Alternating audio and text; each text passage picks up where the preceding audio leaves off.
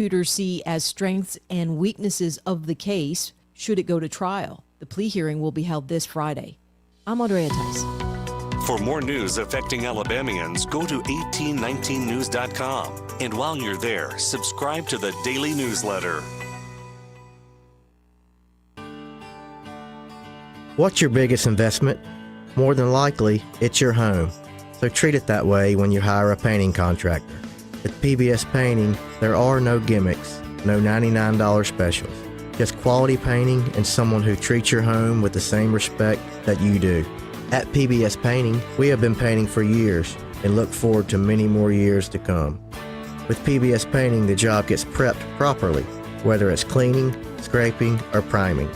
We always use quality products, which is a must for a quality paint job.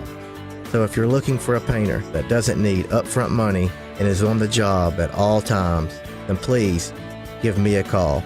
Scott Bowers and PBS Painting, 294-5122. That's PBS Painting, 294-5122. Look at some of our work on Facebook at PBS Painting Montgomery. The 22nd Annual Autism Crawfish Boil benefiting Easter Seals of Central Alabama is April 11th at Riverwalk Stadium. Proceeds from this fun family event benefit autism programs at Easter Seals of Central Alabama. Enjoy all-you-can-eat crawfish, live music, and even a baseball game. The Autism Crawfish Boil, April 11th at Riverwalk Stadium. Stay and eat or grab them to go. Scan or visit mudbugball.com to purchase tickets and get info on curbside pickup. Mike Costanza with Chappie's Deli. And Jeff Marenko with Chappie's Deli. One of the reasons Chappie's Deli has been around for over 32 years is Blue Water Broadcasting. Yes, it is, and we have the perfect faces for radio. We sure do. And if you have a perfect face for radio, call Blue Water. Did you know that radio is the #1 reach platform in all of media? It's true. Call us to find out how to put radio's #1 reach to work for your business. Blue Water Broadcasting. Local folks helping local business. The views and opinions of the following program are solely those of the host and other contributors. These do not necessarily represent those of Liberty Acquisitions 825, Blue Water Broadcasting, its management, staff, or any advertisers.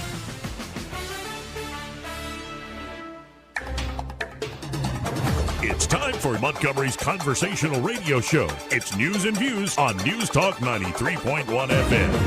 To join the conversation, call 272-9228.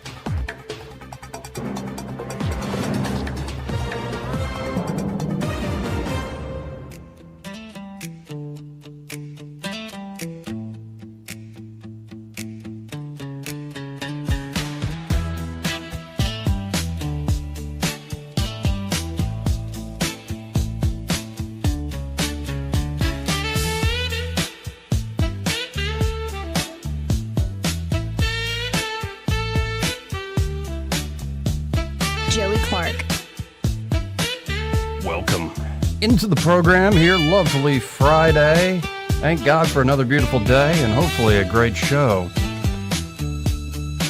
In a little bit, we'll get into how I began my day beyond the normal routine.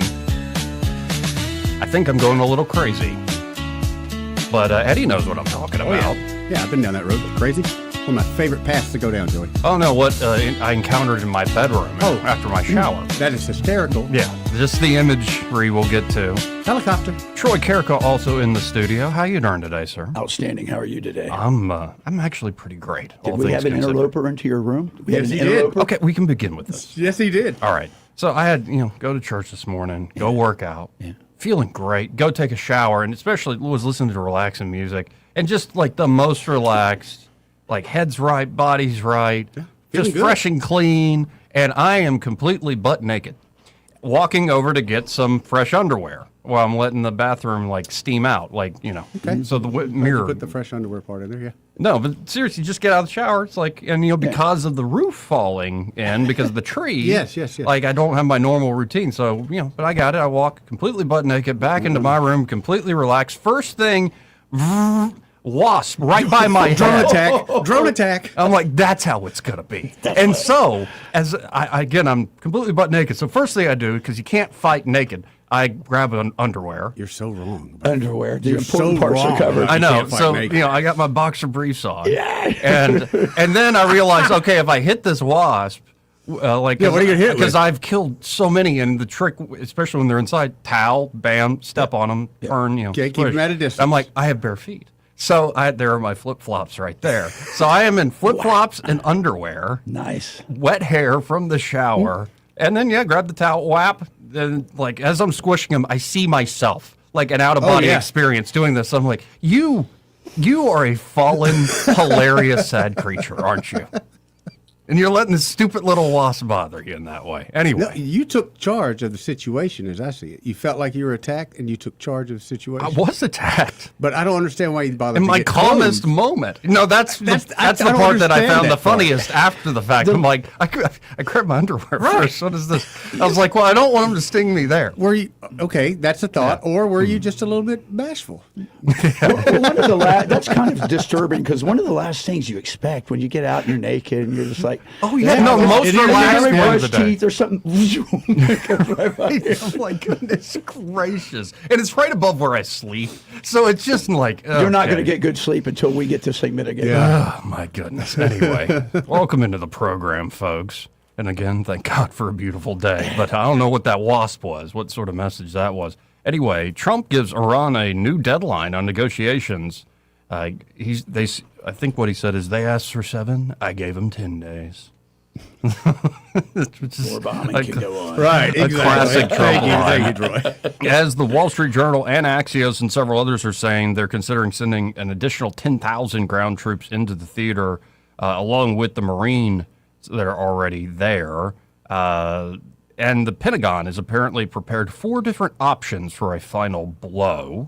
The U.S. also has deployed robot speedboats finally into the Persian Gulf to counter small boats and other things. Okay, so I've seen a few of those on YouTube. Like, people, they'll come up on somebody's beach or on a beach, and people are like, hey, what is this? It's property of the U.S. Navy. It looks like a surfboard. The one we saw looked like a surfboard with a computer on it. That's all you could see, and just as gray as the day is long. Yep.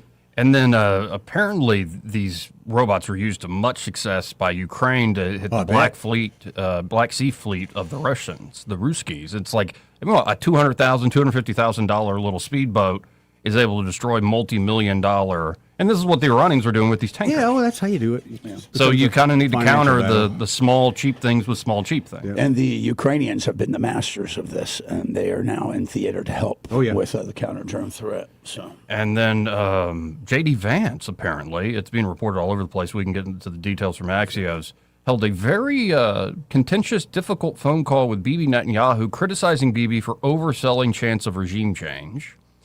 Fascinating moment in the palace intrigue. J.D. Vance and correct me if I'm wrong, but he's been more of kind of a independent guy. He's not a big war guy. Mm-hmm. And that's kind of what I liked about him. He's not afraid to use words instead of fists. But echoing also the Saudi prince earlier this week, all of the Gulf nations are now saying they want a quote-unquote permanent end to the threat from Iran, and then they'll help with Kharg Island. Of course they do. After you deal with it, we'll help. We'll run the commercial operation. After you put them in a stranglehold, we'll come around. Yeah. Apparently, the U.S. and Israel started bombing steel plants today, as well as hitting, I believe, a uranium depot or facility. Did. Now, and then in other news, we'll get back to the Iran war here in a second. The Senate agrees to end the TSA shutdown by not funding ICE. And the House, Mike Johnson in particular, is pissed off. Like, you don't normally see Mike Johnson get all animated. But didn't Trump say something to the effect he's going to pay him? Or Elon suggested, but the federal government said, well, no, you don't need to do that. Okay.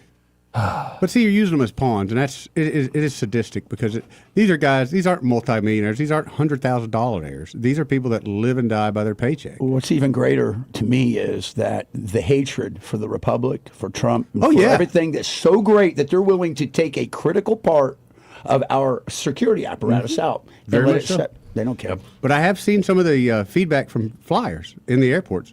Most of it's been very positive. Yeah, I have too. Been very positive. So. Well, and now in other news, we have the Secret Service agent. A Secret Service agent shoots himself. It's not like offing himself, but accidentally shoots himself while escorting Joe Biden at the Philadelphia airport. Troy, can you go fix these guys? Secret Service used to be the elite of the elite, and now they're nothing but putzes. I think there was a really bad about 10 years ago, in fact, when Obama was in, is when they started changing the standards for everything, and it's very evident. Lowering up the standards. Very evident. Oh, by the way, all you freaks on Netflix, I don't know why I call everybody freaks there, but all you people that that subscribe to Netflix, Yeah, you're getting screwed. they're raising prices on every platform. Do you know how much Netflix is now? Anybody? I know? don't even remember now. I think it's 20 something. Over $300.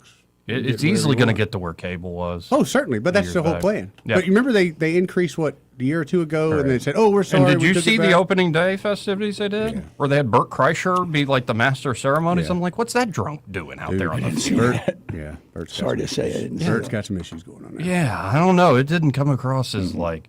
I don't know. And they're trying to make like baseball exciting and cool, and like let's have a big flyover and amazing like camera shots and epic copyrighted music and all this stuff to like.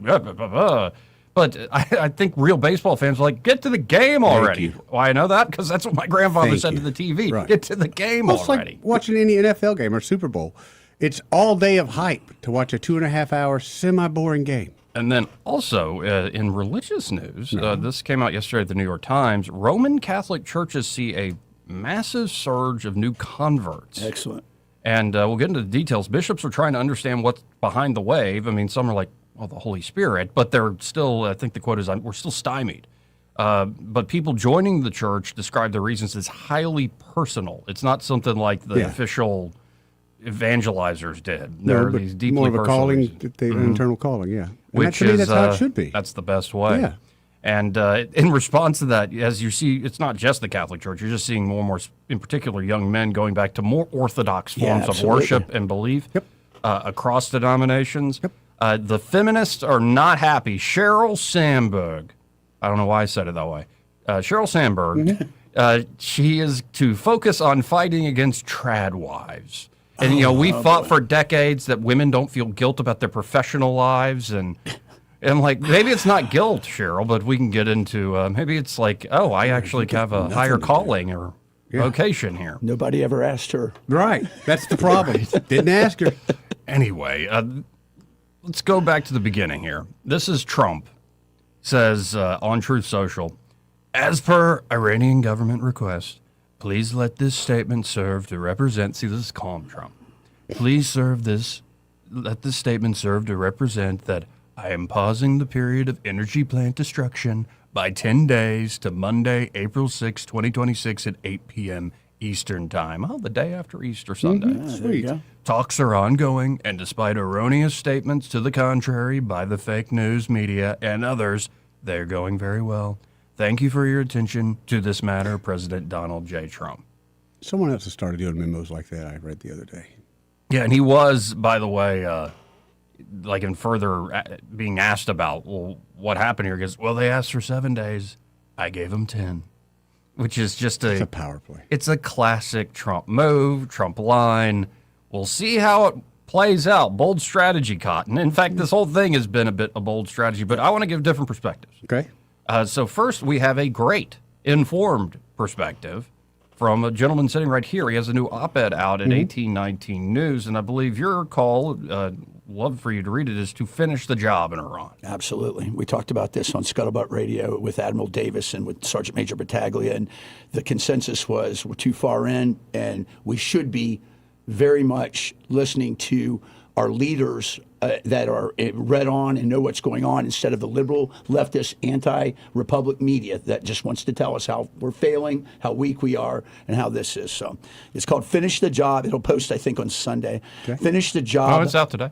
Oh, did it come out today? Yeah. All right. Well, they surprised me. Thank you, Joey. Finish the Job. Machiavelli, Iran, and the Necessity of the Sword.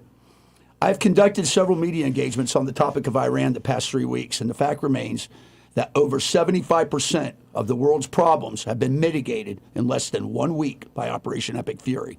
Despite what the mainstream anti-American media portrays, states do not survive on wishful thinking. They survive on clarity. They survive on a willingness to see the world as it is, not as diplomats and think tank courtiers pretend it to be.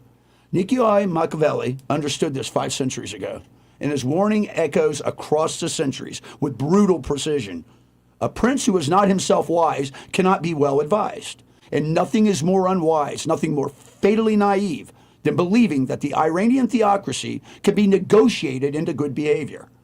The West keeps trying to treat Iran like a normal state, one with beneficent goals, goodwill, and reasonable governance.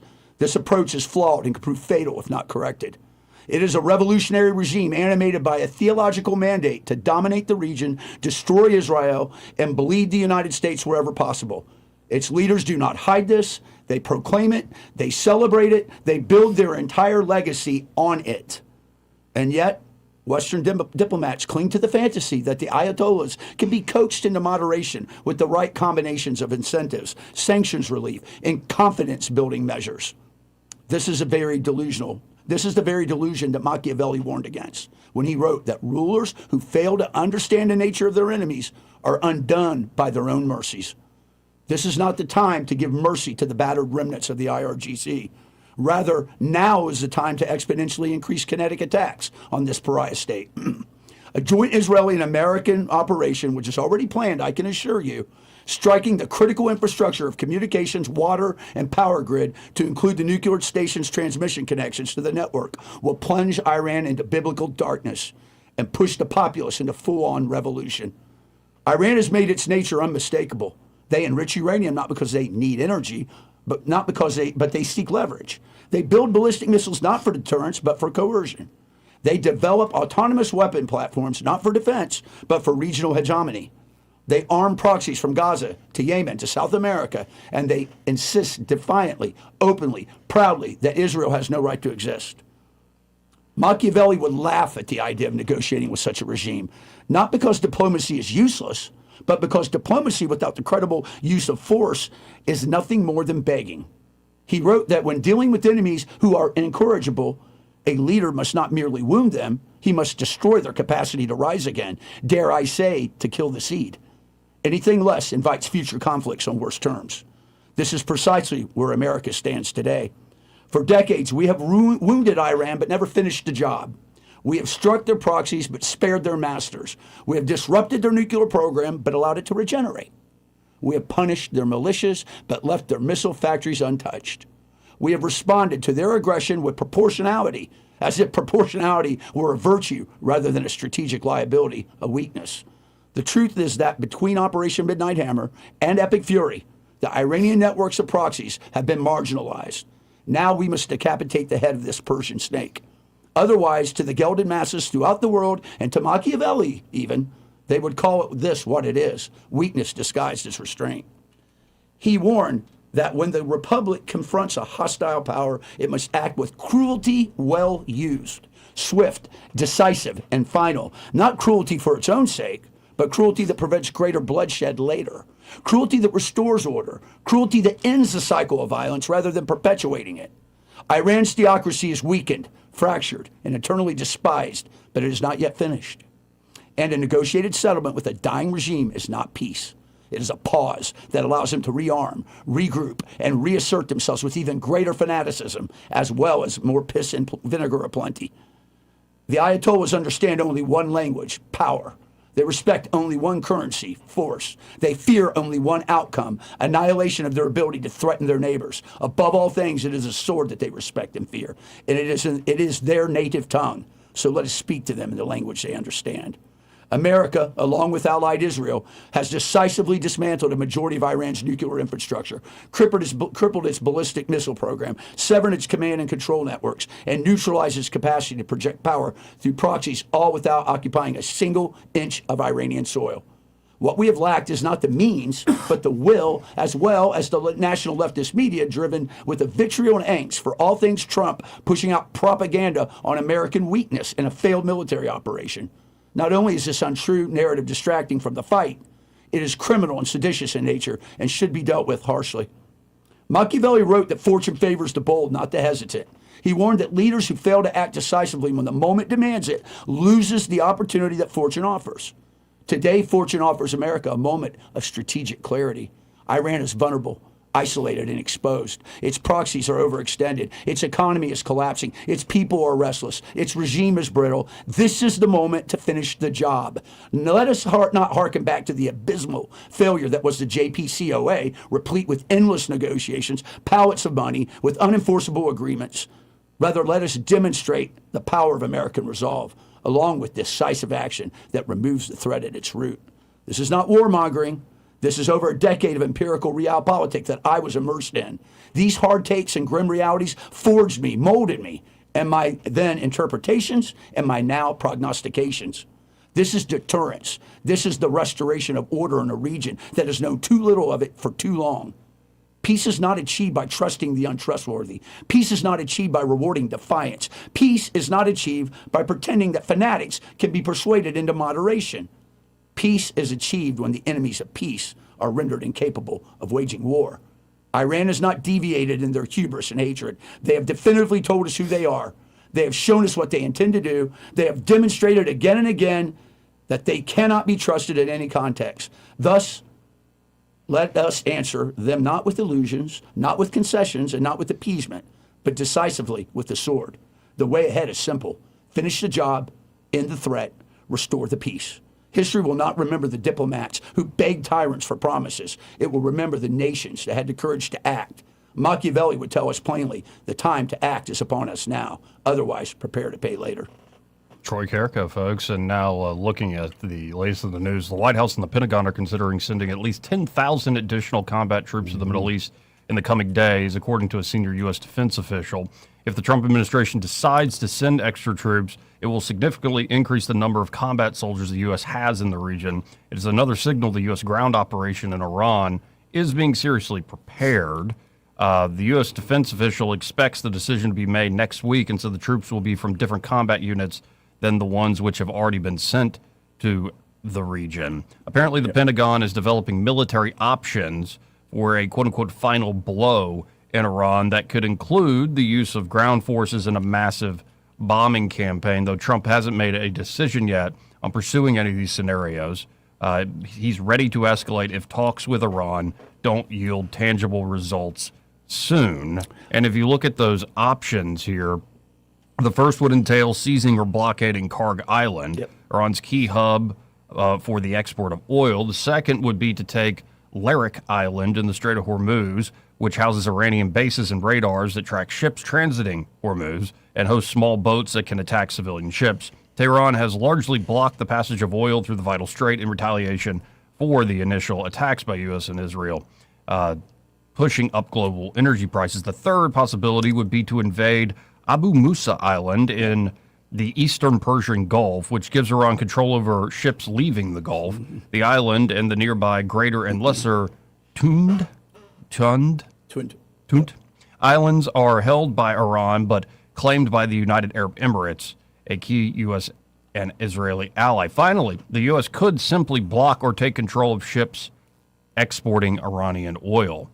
According to Axios, there are also plans under consideration for U.S. troops to seize Iran's 450-kilogram stockpile of highly enriched uranium, believed to sit under bombed-out nuclear facilities deep inside Iran. Alternatively, the U.S. could further strike the sites from the air to ensure that Iran can't reach the material. Again, Trump has not decided on any of the courses of action, said the sources. If you notice, one of the things that's very resplendent throughout is we've not destroyed some of their critical infrastructure in that strait because we don't want to cause a logjam. So we've had a lot of proportionality, but the time's coming to put an end to this, and that's where I think we're headed. So, in a second, we'll get some of the perspective from members of Congress, as well as the very contentious call with the Vice President and Bibi Netanyahu. Also, deep piece here, a lot of details from Axios.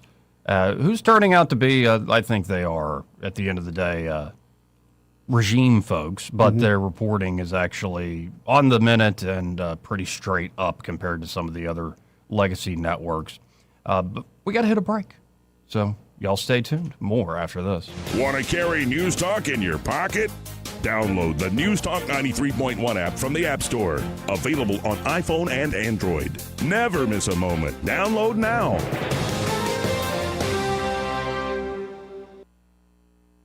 2026 marks 60 years that hope has had a home in Alabama. At the Alabama Sheriff's Youth Ranches, children who've lost everything through no fault of their own have found something priceless. A safe place to live, a loving Christian family, and the chance to simply be kids again. Here, boys and girls grow up surrounded by care, guidance, and faith, learning right from wrong, learning responsibility, learning they are valued and that their lives have purpose. As the Alabama sheriffs have believed for 6 decades, it's easier to build boys and girls than to repair men and women. These former ranchers are now teachers, parents, business owners, and leaders, living proof that love, structure, and faith can change a life forever. As the Alabama Sheriff's Youth Ranches celebrate 60 years of serving Alabama's children, you can help ensure the next child has the same chance. Learn how you can make a difference at alabamasheriffsyouthranches.org. 60 years of building lives, and we're just getting started. I'm back to doing what I love and more, thanks to the Good Feet store. I suffered with plantar fasciitis for almost 20 years. I would try drugstore insoles and supports. If you suffer with plantar fasciitis, we know the search for pain relief can feel like a hopeless ordeal. I've been through surgeries, foot injections. I thought that foot pain was going to be with me for the rest of my life. At the Good Feet store, we hear stories every day of all kinds of cheap inserts, expensive shoes, and other failed remedies people have tried that just didn't work. I was trying all different things. Not a single one worked. And then I was driving past the Good Feet store, and I thought, why not? Give it a try. They wanted to make sure that they gave me the right arch support for my feet. Then it was like, okay, this is different. These make a difference. I'm so glad I met Good Feet. That changed my life. Don't lose hope. Give the Good Feet store a try. We're located at 7341 East Chase Parkway in the shops at East Chase. Now hiring. Montgomery Men's Health salutes the man everyone depends on. You, the grill master. Your family don't have to go out to eat. You carry the load. You solve the problems. Mr. Fix It. But when you're off, we all feel it. And what happens when the gas runs out? When the strength drops? When the transmission stalls? And I ain't just talking about your truck. Male performance is complicated. Treating low T and ED requires technical precision, and that's where Montgomery Men's Health shines. We've been conquering this since 2014, long before every strip mall had a low T sign. We started this clinic to level you up, to help separate fact from internet fiction, hype from the successful realities we see every day. What works 92% of the time versus what might work online. And we keep getting better. Better service, better care, better value. And for $99, you'll receive a lab panel in minutes and a consultation with our medical provider. Don't wait. Call 334-440-3663 or go to MontgomeryMen'sHealth.com. Rich Thomas Weather is brought to you by Alabama Wholesale Lumber. It's more than just great prices on lumber. From Trex decking to energy-efficient windows and Tamco shingles, Alabama Wholesale Lumber has it all. Rich Thomas Weather. Well, hi, everybody. Clouds and mist give way to lots of sunshine today and a warm day with a high temperature up to about 86. Tonight, becoming partly cloudy, quite breezy and much cooler behind a cool front. With winds gusting as high as 30 miles per hour, look for a morning low down to about 50. Sunshine tomorrow, but significantly cooler with a high temperature up to about 71. Gusty north winds up to 30 miles per hour. A fire weather watch, so no burning. Then a cold Saturday night will end up with mostly clear skies and temperatures in the 40s. Sunday looks like a mostly sunny day, high around 74, up near 80 Monday. From the Blue Water Weather Center, this is Rich Thomas. Feeling the pressure of high credit card rates? ASE Credit Union has you covered with a low 1.99% APR on balance transfers. Move your balances in March or April and lock in that 1.99% rate through your October statement. Visit ASE Credit Union today. Federally insured by NCUA. Terms and conditions apply. When news happens, you'll hear about it first. The River Region's most trusted voice. News Talk 93.1 FM WACV.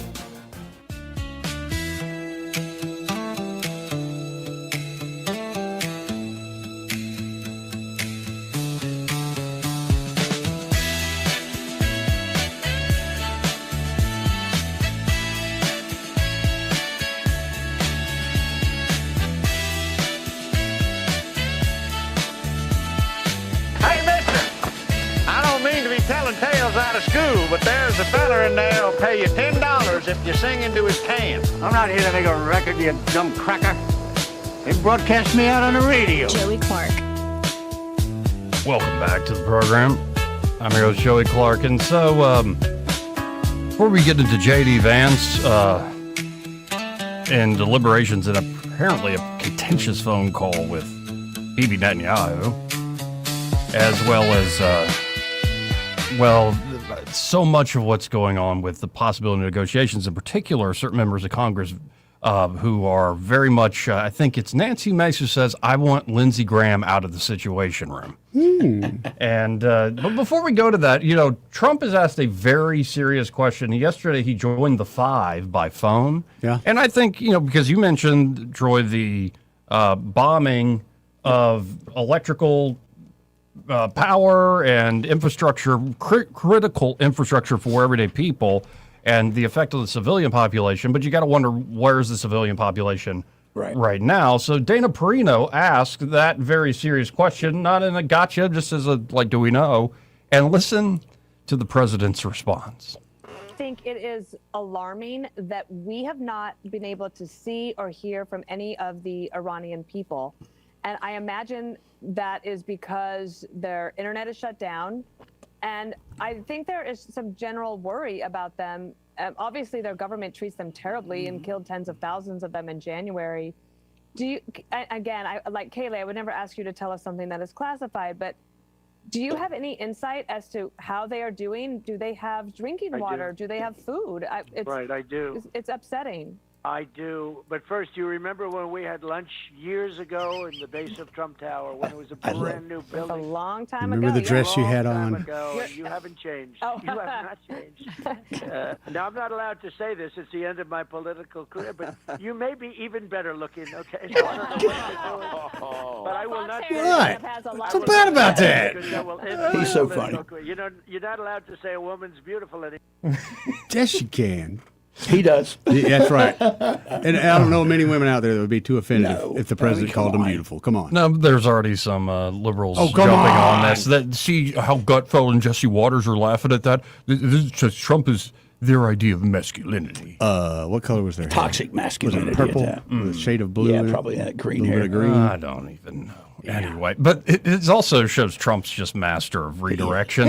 Asked a very serious question. I do know about it, but first, remember when we had lunch? Throws her off her game, man. At the Trump Tower. At the Trump Tower. You don't look different. In fact, you're better looking. Better than him saying at my place. Remember we had lunch at my place. Mm-hmm. Yeah. That might be yeah. You don't want it to be suggestive of anything. Right. That would be just wrong. Anyway, Vance's greatest challenge, making peace with Iran. Vice President J.D. Vance is preparing to take on the most important assignment of his career, steering U.S. efforts to end a war he'd been concerned about waging in the first place. Vance has already had multiple calls with Israeli Prime Minister Benjamin Netanyahu, met Gulf allies about the war, and been involved in indirect communications with the Iranians. He's expected to be the top U.S. negotiator in potential peace talks. Vance was highly skeptical of Israel's rosy pre-war assessment of how the war would unfold and currently expects the war to continue for another few weeks. Vance advisors think some in Israel are trying to undermine the vice president, possibly because they find him insufficiently hawkish. Israeli officials, of course, deny that.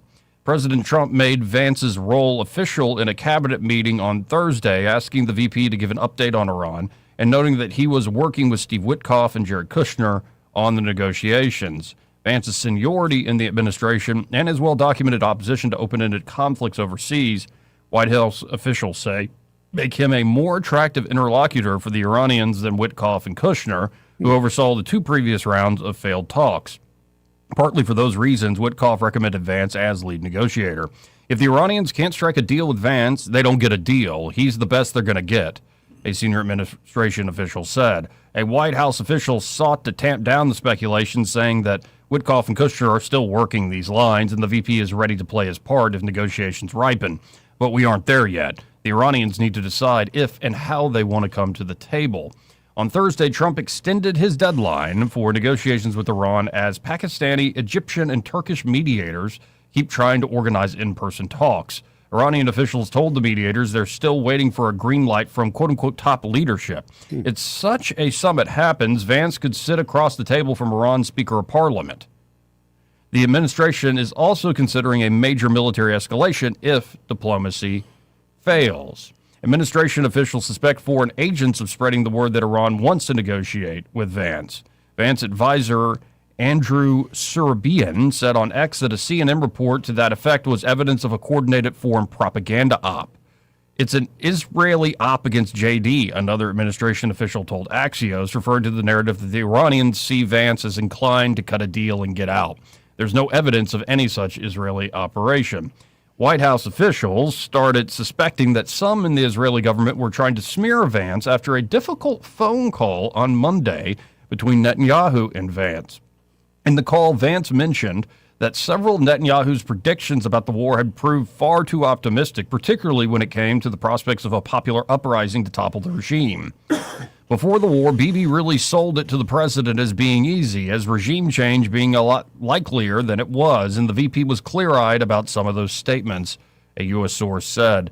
The day after that call, a right-wing Israeli newspaper owned by GOP mega-donor Miriam Adelson reported that Vance had yelled at Netanyahu over the issue of settler violence against Palestinians in the West Bank. Multiple U.S. and Israeli sources said the story was erroneous, and Vance advisors suspected it was leaked by the Israeli side. An Israeli official denied Netanyahu planted the story and said his office had actually denied it when approached by reporters at multiple outlets. The Israeli embassy in Washington declined to comment on diplomatic conversations between Netanyahu and Vance. Apparently, Vance met Wednesday with a delegation of senior Emirati officials and on Thursday with the Prime Minister of Qatar. Both meetings focused on the war, the talks with Iran, and military assistance to the two Gulf allies. Vance has been extensively involved in diplomacy with Iran, both before and after this war started. Last weekend, during the indirect exchanges of messages with the Iranians, the White House floated the possibility of Vance leading a U.S. delegation for high peace talks. The White House asked the Pakistani, Egyptian, and Turkish mediators to tell the Iranians that their willingness to have Vance lead the talks was proof that Trump was serious. Vance also chaired several National Security Council meetings on military options for Iran between the protests that began last December and the onset of war. During the lead-up to the war, Vance was one of the more skeptical internal voices, raising questions about its duration, purpose, and impact on U.S. munition stockpiles. Once Trump decided to go to war, though, Vance advocated for using overwhelming force, this is a good sign about JD, to achieve victory as quickly as possible. Yep. Vance advisors say he's supportive of Israel, but is concerned about potential gaps between the U.S. and Israeli objectives as the war continues, as he should be. An Iraq war veteran, Vance told the Washington Post 2 days before the bombs dropped on Tehran, quote, "I do think that we have to avoid repeating the mistakes of the past. I also think that we have to avoid over-learning the lessons of the past." It's a balanced view there. So also you saw Rubio on the tarmac today between meetings and flying over the daggum world, saying this will not be a prolonged conflict. So let's quickly here shift gears to a member of Congress. Okay. Just any member in particular? No, Nancy Mace. Which you remember that Scott Bessent line, right? Yeah. Yeah. Not a fan. You're not a fan of Nancy Mace? No. Would you kick her out of bed for eating crackers? Oh, yeah. Okay. That crazy, yeah. Okay. Yeah, you don't? Yeah, she's too crazy. You don't like that? Just Bob? too emotionally unstable. Eyes. Yeah, she's just too emotionally unstable. I got enough of those people in my life. I was about to say, it's kind of your... That was just a cheap shot, Joey. Cheap shot. Yeah, you kind of put it up on the tee for me, like we're playing t-ball over here. Yeah, too many of those in my life. Huh? Yes, too many of those in my life right now. But here is Nancy Mace essentially, well, I'll let the woman speak for herself because she certainly knows how to do that. Let's listen in together. I know that you were part of a House Armed Services Committee briefing just yesterday. You walked out. Tell us why. I did. I think, the frustration was shared in that room between Republicans and Democrats alike. President Trump, I want to be very clear, has done an excellent job so far. We are winning. We have won. And now I believe we owe the American public, the American people, the men and women we're sending into war, we owe them an answer to the question is, how does this end?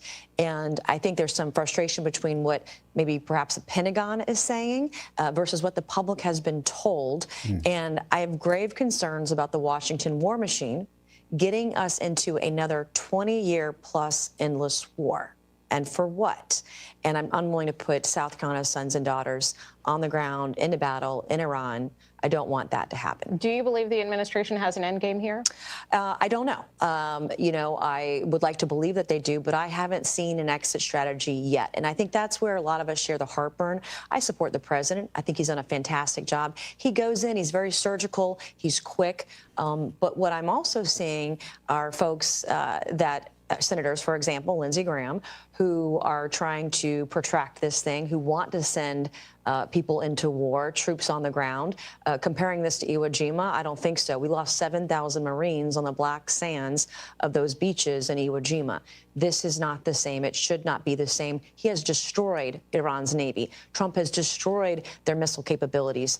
He has just taken to task everywhere across Iran. And now I believe it's time to secure that victory. We've won. And now let's start rebuilding where we need to get our energy back on track and see where we can go economically in the long term, because there's a lot of work to be done here. You brought up your fellow South Carolinian Senator Lindsey Graham, and you know who they're talking about. It's not just about sex. That's right. Stop playing with it. Okay, I will. Do you believe that his role is too outsized here in terms of his advice to the president? And have you conveyed that to him personally? I've conveyed that publicly. I am joined by my colleagues like Congresswoman Anna Paulina Luna and Congressman Lauren Boebert. I mean, I've seen them make their public statements as well. I think we share that, and I've expressed that to the White House, that Senator Graham has an outsized role. He needs to be taken out of the room. I don't want to hear him. He's the same guy that got us into Iraq, the same guy that wants endless wars. And that I don't support the Washington war machine. Like we've done a great job. The president has been very successful. Now it's time to start discussing, what does exit look like? It's going to be fascinating to watch, because there's all sorts, and everybody's got a right to their perspective. But can you imagine the weight of decisions on Donald Trump right now? Now, he seems to be loving it. Yeah. Like in his element. This is his element. Like he wants that weight. He kind of lives for that weight of responsibility. And it does seem like he is classically, Donald Trump, weighing both, say, extremes. Like, time to talk about ending it now. No, we need to come in with the full force of God. The best we can, best we can imitate. And what he's essentially doing is offering up that fist as on the horizon while he's also talking, which might very well be the sweet spot here. I will say, as you were suggesting, Troy, the destruction of civilian infrastructure, that would destroy the regime, no doubt. It would come apart very quickly. But you're talking about mass mayhem, and it would be power vacuum, huge power vacuum. Years of. Where does that revolution end? Number one, no matter how this ends, we're going to see an uptick in Shia fanaticism and fundamentalism. But we need to be prepared to realize that this is the ground zero. This is where all their weapons come from. I was wounded in Tal Afar in 2005 by an explosive foreign penetrator that was machined outside of Tehran. They traced these weapons. It went through our vehicle, killed 2 of the people. I'm telling you, they have proliferated their weapons, and it's time to put them to bed, and then we can deal with the other offshoots as it comes. So, and can you imagine being in, like, it's one thing for us to sit on this radio show, other radio shows. Can you imagine being in the Oval Office or the Situation Room? And I'm sure the perspectives, like, say, okay, we're going to go if they're not going to cooperate. How do we go? Is it going to be take out the oil infrastructure, take control of the islands all throughout Hormuz, which is causing the biggest problem right now? Or is it the full-on, we're destroying your power plants, we're destroying all sorts of things? And who knows? I think that's not a high-level strategy thing. At that point, it's like, how do we follow through on this? Well, right now, what we have, so let's just take a look at what we have. We have the 1st Brigade of the 82nd Airborne forward deployed with their HHC headquarters. We have 3 Marine Expeditionary units, 2 of which are already on position, another one coming. That's about 5,000, and 5,000 men. Then you've got about 25 to 3,000 in the first Brigade of the Airborne. We've got the 4th Brigade Stryker team from the 4th Infantry Division, and we've got the 25th Stryker Brigade from the 25th Infantry Division, which is another 5,000. So we've got maybe about 25,000 troops just now there. Now, I can tell you this. I know there's got to be operators on the ground. We have operators on the ground. No doubt. This has been planned for some time, Joey. There are strategic points of power that they can knock out. And I wouldn't be surprised if we see a we see some sort of lightning blitz into Tehran and knock out the remnants of everybody that's there. And I know that the Israelis have been planning all the targeting decks there, so they're pretty up on it. But let's just see what happens. I think the way you do it, you cut off that power, and that's going to throw them into a full-on revolution. There's just no doubt about that. And what will that mean? It would mean a lot less lives on the ground campaign, but there will be some rebuilding to be done. And that's why he's trying to keep that infrastructure in place. Yeah. Hey, 272-9228 if you want to join in on the conversation. That's 334-272-9228. You know, there was a tweet I saw Jocko Willink pointing out and almost reacting to, and it gives, and I would love your opinion on this, Troy, just for insight into the psychology of a warrior getting ready possibly on the eve of battle. I mean, it started a little bit with a joke. Like, can you imagine after the Marines are called over there, all of a sudden you see the Army just parachuting into what they have to watch the Rangers go first.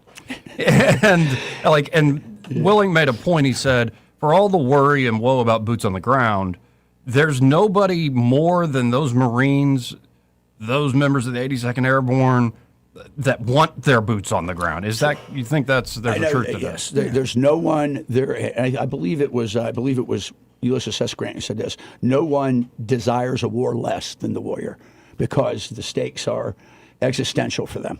And but I will say this: we have returned back to an all-volunteer professional force they got their fangs out. They're ready for some ass-kicking violence on the objective if that's what is needed, and they will do just that. Now, the big thing that I think we're trying to really get a better grip on is the counter-drone piece of it, and that's why the Ukrainians are there right now with some new equipment.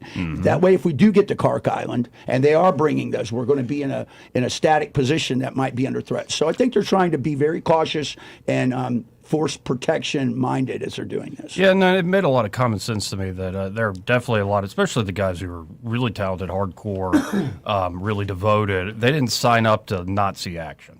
And that, again, I keep saying this: America lacks the intestinal fortitude and the testicular gratitude, if you will, to understand that war is bloody, lives will be lost, every life is precious.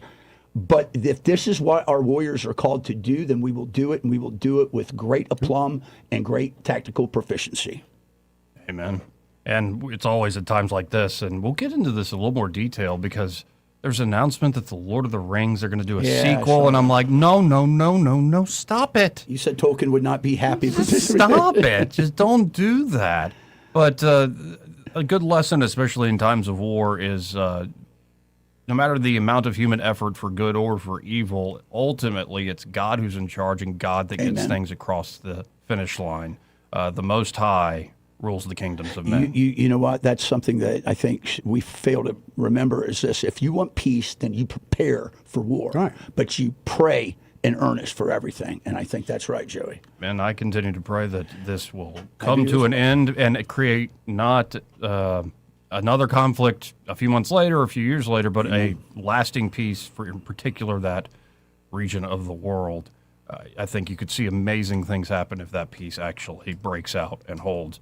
Anyway, we got to hit a break here. Hopefully we'll get Austin Branco with Invista Advisors on the other side. He may not know whether he's coming or going, but whether you're going to work or coming home, Greg Budell is there. Mornings 6 till 9 and afternoons 3 till 6. Only on News Talk 93.1 FM WACV. Before you commit to that plumbing repair or upgrade, get a second opinion from Headley Plumbing. Our estimate could save you thousands. We do it all: residential, commercial, and septic tank service, serving the entire river region. No membership, no contract, just fair, reliable service. Call Headley Plumbing at 285-3667 or visit headleyplumbing.com. In our business, a flush beats a full house. Headley Metal Buildings has been your source for quality metal buildings in the river region since 2007. Carports up to 24 feet wide, RV covers, storage buildings, even a sturdy metal barn up to 54 feet wide. Your structure can be customized, installed on level ground, and comes with a 20-year warranty. Let Headley Metal Buildings help you find the perfect solution. Financing available. Call 285-3667 for details, or find Headley Metal Buildings on Facebook. For too long, Alabama's statewide news companies have shamed us for our conservative Christian values. Alabama deserves a news company that cherishes our culture, a company that isn't bought and paid for by the powers that be. 1819 News is that company. Run by Alabamians for Alabamians, 1819 News celebrates what is good and beautiful about our state, while exposing those who work against our values in secret. Just go to 1819news.com to learn more. Subscribe to our newsletter. That's 1819news.com. Hi, I'm Carl Schmidt, naturopath and owner of the Herb Shop Wellness Center at 8161 Vaughan Road. You know, with over 30 years experience in natural wellness, I've seen countless health fads come and go. A few years ago, we added a patented technology that actually activates your stem cells. It reverses the aging process at the cellular level. However, you do need proper hydration and targeted nutrition. At the Herb Shop, our advanced scanning and testing technology allows us to accurately assess your nutritional needs and get a customized plan for you. Come in today and see what the Herb Shop can do for you. We get this question all the time. Do you handle that? Buying or selling a home? Yes. Commercial? Yes. Land or investments? Absolutely. Hannah and Eddie Realty Group. One team. Every real estate move. 334-322-0662. The premier place the River Region turns to for news, weather, traffic, and opinion. News Talk 93.1 FM WACV.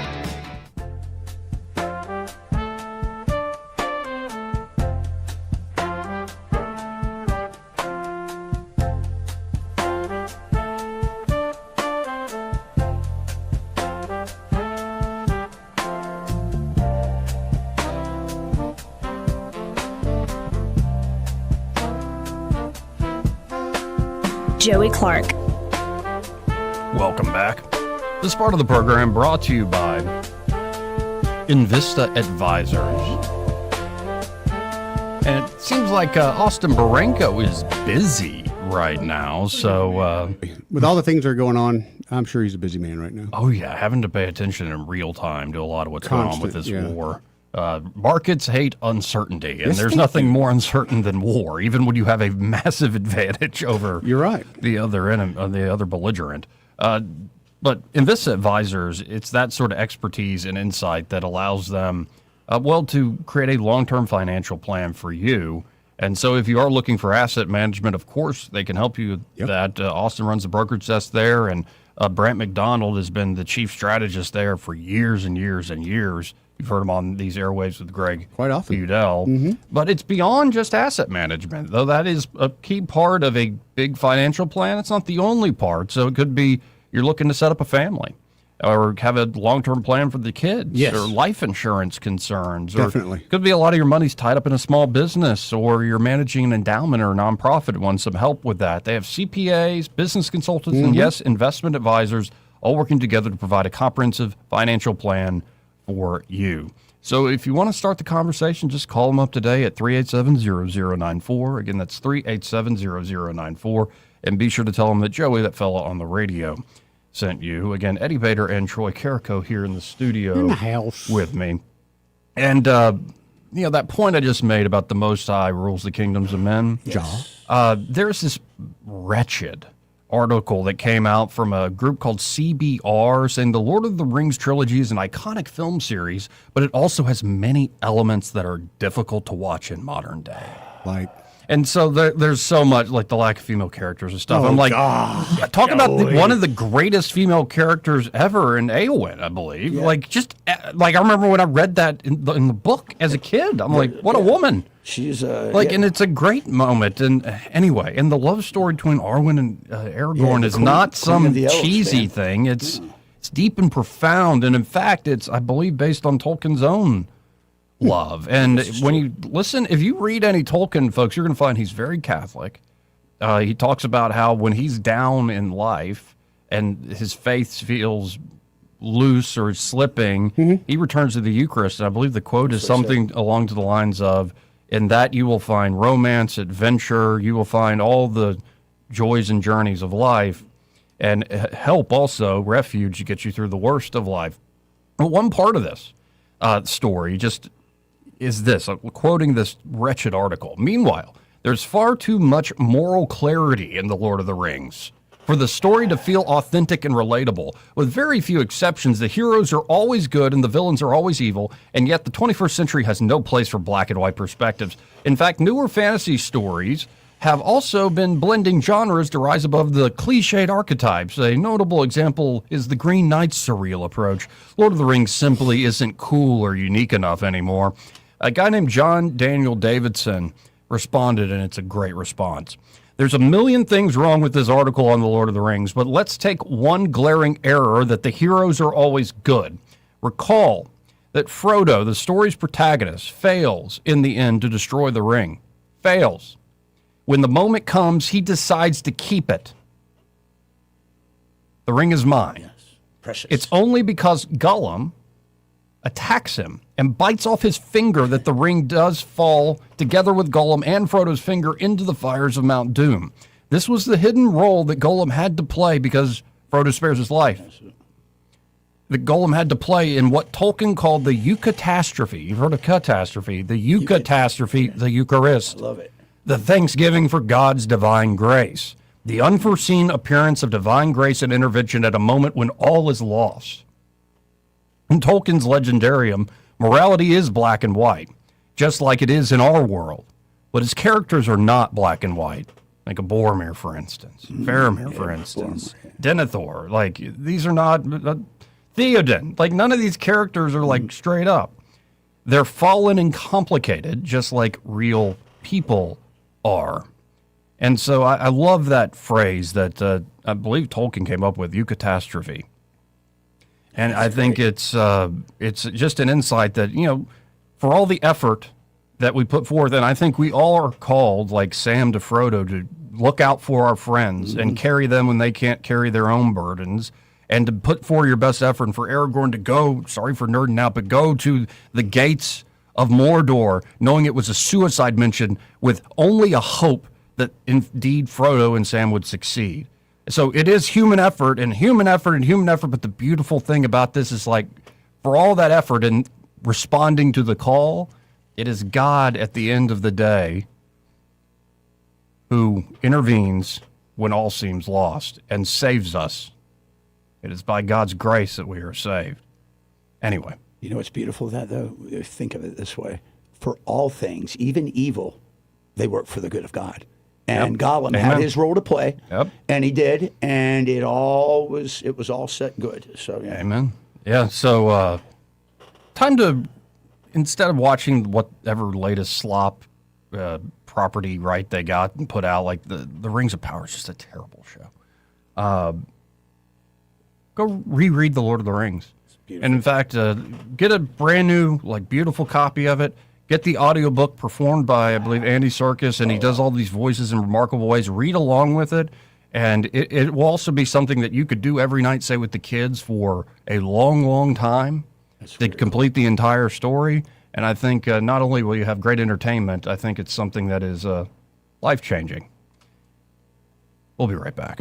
Broadcasting from the Riverside Chevrolet Master Control Center, this is WACV Cusana, News Talk 93.1 FM. When it's Chevy, it's Riverside. With SRN News, I'm Bob Agnew in Washington. Iran state media says its nuclear facilities have come under attack. That happened just hours after Israel threatened to escalate and expand its campaign against Tehran. IRNA reported today that a heavy water plant and a yellow cake production plant were struck. The agency said there is no risk of contamination.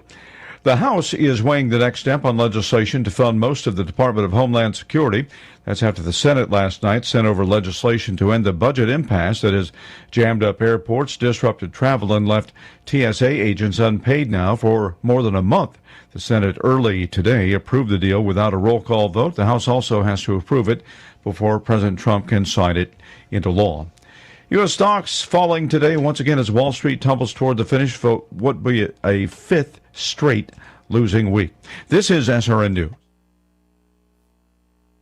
Hi, Mike Gallagher here, host of the Mike Gallagher Show. As we head into spring, there's some good news in the housing market. Rates have recently dropped. When rates drop, payments can drop. That can mean hundreds of dollars a month back in your pocket, money you can use to pay bills, reduce debt, or strengthen your financial position. That's why this is the time to talk to my friends at Fellowship Home Loans. They're helping homeowners refinance into lower rates and reduce their monthly mortgage payments. Fellowship also offers a fixed rate line of credit for home projects or consolidating a high interest debt with fast approval and a predictable rate. Remember, many people still qualify to skip their next 2 mortgage payments. That's 2 months of breathing room while you reposition financially.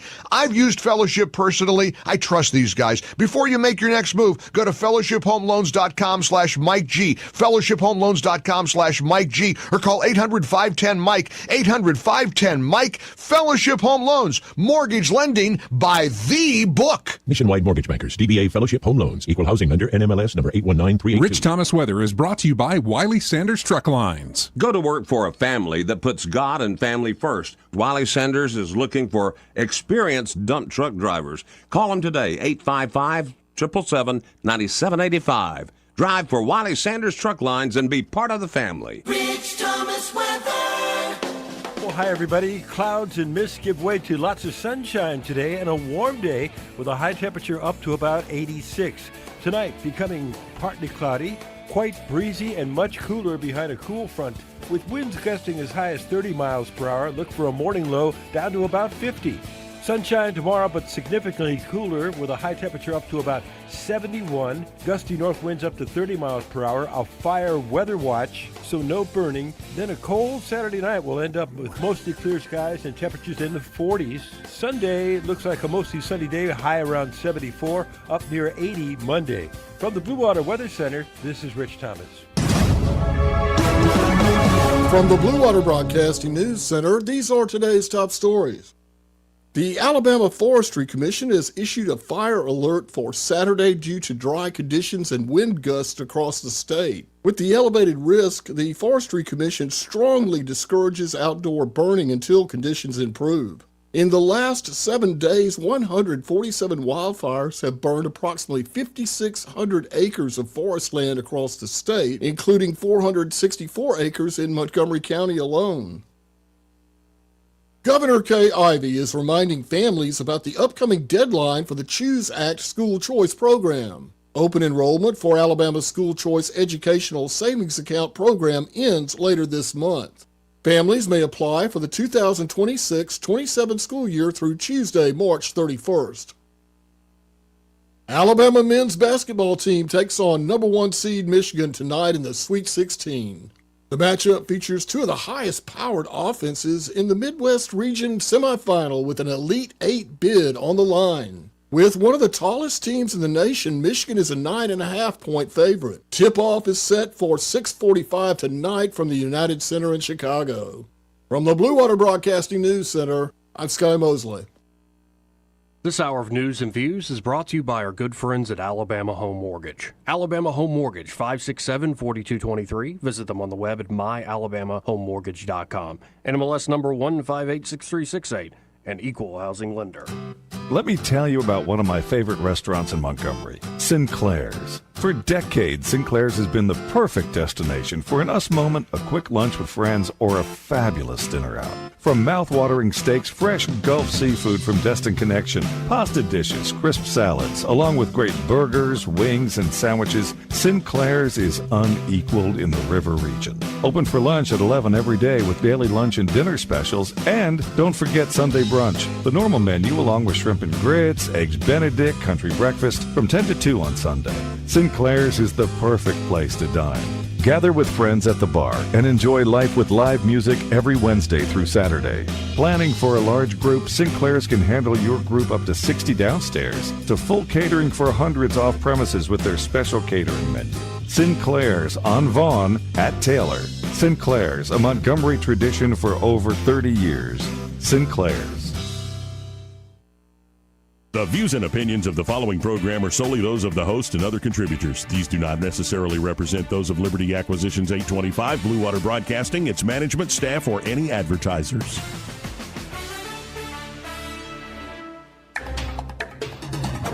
It's time for Montgomery's conversational radio show. It's News and Views on News Talk 93.1 FM. To join the conversation, call 272-9228.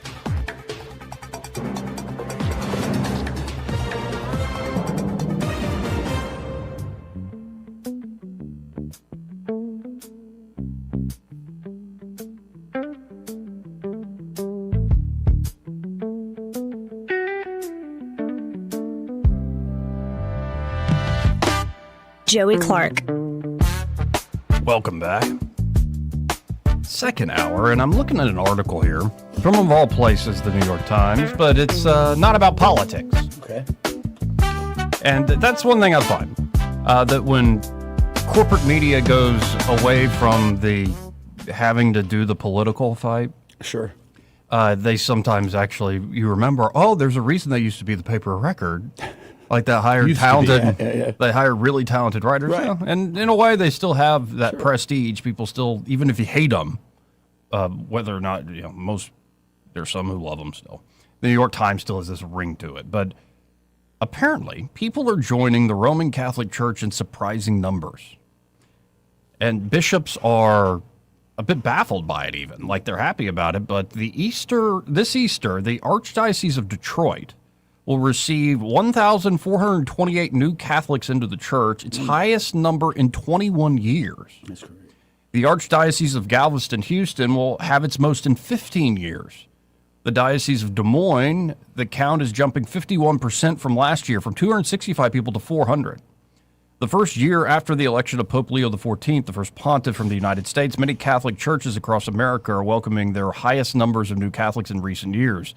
The newcomers are set to officially be received into the church during the Easter Vigil Mass, the night before Easter Sunday on April 5th. Bishops are buzzing about the surge and confounded by what's behind it. Of course, we think it's the Holy Spirit, Cardinal Robert McElroy of Washington said, but we're kind of stymied. His own archdiocese is set to have 1,755 people enter the church this Easter, up from last year's 1,566. Which had already been the highest number in at least 15 years, according to the Archdiocese records. Others have noticed similar trends. By the way, think about how small those numbers are, though, compared to the entire population of the United States. Yeah. And yet they're still historic increases. Yep. It shows how low things were going. Yep. In terms of just Christian identity across the board, no matter the denomination. We talked about that years ago, how people were just turning away from the church, especially your generation and younger. We're absolutely turning away from the church. What's your number? What's your number? Cardinal McElroy recounted a huddle of bishops asking one another between sessions at a recent conference. Each diocese has its own process for tracking conversion data, making a reliable real-time accounting difficult. The Times gathered data from 24 dioceses, including some of the country's largest like Los Angeles and Phoenix, as well as rural and smaller ones like Gallup, New Mexico, and Allentown, Pennsylvania. Each reported a significant jump. Respondents pointed to a range of possible reasons, including the desire for community, social and political instability, outreach to young people, and technological change. In our age of uncertainty and our age of great anxiety is a thirst and hunger for God and stability that faith brings to people's lives, said Archbishop Mitchell Thomas Rosansky of St. Louis, where the reported numbers have not been this high since 2016. Wow. Two significant societal shifts have upended human sense of community in recent years, pushing people toward Catholic faith, he said. I think technology has isolated us from one another. I think that COVID has really magnified that isolation. We are realizing many of the ills of our society, particularly anxiety and depression, come about from that isolation. He has found the loneliest group of people entering the church to be those ages 18 to 35, a cohort several dioceses noted had experienced particular growth. Many dioceses said that there had been a drop during the coronavirus pandemic when many in-person churches activities stopped. But in many cases, this year's numbers go beyond making up for that dip. In Philadelphia, the new total is double what it was in 2017. In Newark, New Jersey, 1,701 people will join the church this Easter, compared with 1,000 in 2010. The broader Christian population in the United States has been stable for several years after years of decline, according to a survey from Pew Research Center last year. Orthodox Christianity has also experienced a striking influx of new adherents recently. It is unknown if the same trend is playing out across all organized religions. And I believe by Orthodox Christianity, what are we looking at? We're looking at, Eastern Orthodox, but also like Confessional Reformed Calvinist traditions. Greek Orthodox. You're seeing, but it's almost like folks are yearning for, my guess is yearning for something that hasn't changed in thousands of years, or at least something that actually, we really mean what we say here. And it's sort of a high standard you have to hold in front of yourself. You're absolutely right. And I feel like it started when Charlie Kirk.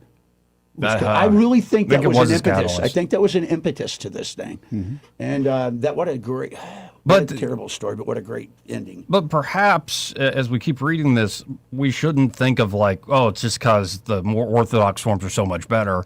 It should instead be listen to the people that are going back. Amen. So Jacqueline Shavira, 41, from Grants, New Mexico, is joining the church this Easter with her 2 children.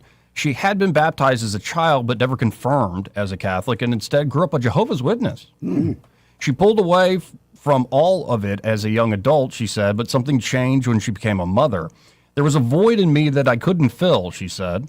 Then she met her fiancé, who was Catholic, started going to Mass with him, and wanted to have a Catholic marriage. Pope Leo had nothing to do with her decision, she said. For me, it's way more personal, way smaller, just having my kids the way I want to raise them, the way I want to run my home with my husband and live our lives. Only 8% of the roughly 53 million Catholic adults in the United States are converts, according to a Pew Research Center study last year that found that marriage was a main reason for joining. Other reasons include spiritual fulfillment, friends, and family. Joining the Catholic Church as an adult typically involves a process of taking classes known as the Order of Christian Initiation of Adults. Occasionally, it can instead involve a more private, bespoke study, as was the case for America's most high-profile convert, Vice President J.D. Vance, who joined the church in 2019 at the age of 35. The path and rituals can differ slightly depending on whether one has no previous connections to the church, has already been baptized, or is coming from a different branch of Christianity. The night before Easter Sunday, at the annual Easter Vigil Mass, newcomers receive sacraments of baptism, confirmation, and the Eucharist, and are officially initiated into the church. In some cases, new media and online voices have outstripped local church leaders as formative forces. This is the technology part. For Jesse Araujo, I'm saying that wrong, I'm sorry. For Jesse, who's 19, from Pahrump, Nevada, a rural part of the Archdiocese of Las Vegas. The biggest influence in drawing him to the faith was listening to Catholic podcast stars he found on YouTube, like Father Mike Schmitz, who does the Bible in a Year podcast, for instance. He went to Mass only a few times before joining the initiation process. A lot of people spend their time scrolling through TikTok. My version of that is apologetics, he said, referring to speakers who make arguments for faith. He felt an obligation after learning about the sacraments. I follow Jesus. Jesus left a church. I should follow that church, he said. Now, both of his parents are taking those OCIA classes too, he said, which made him feel a sense of pride. In Detroit, Sharon Khalil, 26, who entered the church this year through the Cathedral of the Most Blessed Sacrament. She was raised Jewish and described her young adult self as atheist. But last summer, she started visiting churches. It's hard to explain. It just really felt like a calling on my heart, she said. When her friend, who had recently converted, invited her to visit the cathedral, a priest and a deacon personally welcomed her. The first time she decided to pray, she prayed that she and her husband, who is not Catholic, would conceive amid fertility struggles. The next day, she found out she was pregnant. And it felt like a divine sign, she said. When she later miscarried, the only place she wanted to be was in church. The way the community just wrapped me in prayer, wrapped me in love, and had supported me through that difficult time really just affirmed that I was in the right place, she said. Amen Ra Pryor, 23, a PhD student in mathematics at Howard University in Washington, started his freshman year of college during the pandemic and struggled with depression and finding community. He grew up non-religious and agnostic, but new friends introduced him to non-denominational churches. Over time, he began exploring the deeper questions, he said, like, quoting this young man, like, what does it mean to live a good life and do good, and what is faith, and is faith reasonable? He started reading ancient philosophy from Christian thinkers and watched YouTube videos from Catholic apologetics like the Thomistic Institute and Taylor Marshall. When he moved to Washington, he started attending Mass at St. Augustine's, or St. Augustine's, a congregation started by emancipated black Catholics before the Civil War, where he will be formally received into the church at the Easter Vigil. He is particularly drawn to the church's teaching on suffering, which he said helps him get through difficult trials, and he appreciates going to confession. To actually be able to audibly hear your sins are forgiven, it's also very important, he said. Already, the Diocese of Cleveland is preparing for next year. The next rite of election and call to continuing conversion will be at 10 a.m. on Saturday, February the 13th, 2027 at Cleveland Public Auditorium. A notice on his website states, please plan now to attend. That's awesome. And again, it's not just Catholicism. When you see Eastern Orthodoxy has increased, 24% of U.S. Orthodox Christians are converts, higher than Catholics. So you're seeing more folks who just were never Eastern Orthodox jumping into that church. There, a lot of claims people make is unchanging tradition, liturgy, and demanding practice. And you're also seeing like Reformed confessional Calvinist traditions. PCA, largest U.S. Reformed denomination, about 400,000 members, is up around 2% in 2024. Adult professions of faith plus 22%, adult baptisms up 16.5%. Growth concentrated in larger churches, part of a broader Gen Z millennial shift towards quote-unquote solid rock traditions for stability. Confessional Reformed churches show relative stability of growth versus evangelical megachurches or mainline decline after often via adult conversions from broader Protestantism or nuns. Not to like nuns like the women with the habits. I mean, like non-affiliates. Non-affiliates, right. Yeah, just recently, by the way, rewatched Oh Brother, Where Art Thou? Grandfather had never seen it, and he requested to watch it. Really? Yeah, and well, you just sold your soul to the devil, and these boys just been saved. I guess I'm the only one who remains not affiliated. My goodness gracious. I think we need some more Fulton Sheen. I tell you what, I am totally on fire for that guy. What a luminary and visionary he was. He would be very happy to I'm going to be beatified, as a saint. I hope so. After they did a long review, they were worried he looked the other way, or all the abuse scandals. Right, I remember. But apparently, after a long review, it's been 10, 15 years of looking into it, they said, no, he's clean. He didn't, not even any whiff of like even looking the other way, these sorts of things. He's a man for all seasons. And it's something interesting. Like the folks that grew up, like were coming of age in the 70s and 80s, like Fulton Sheen was old hat.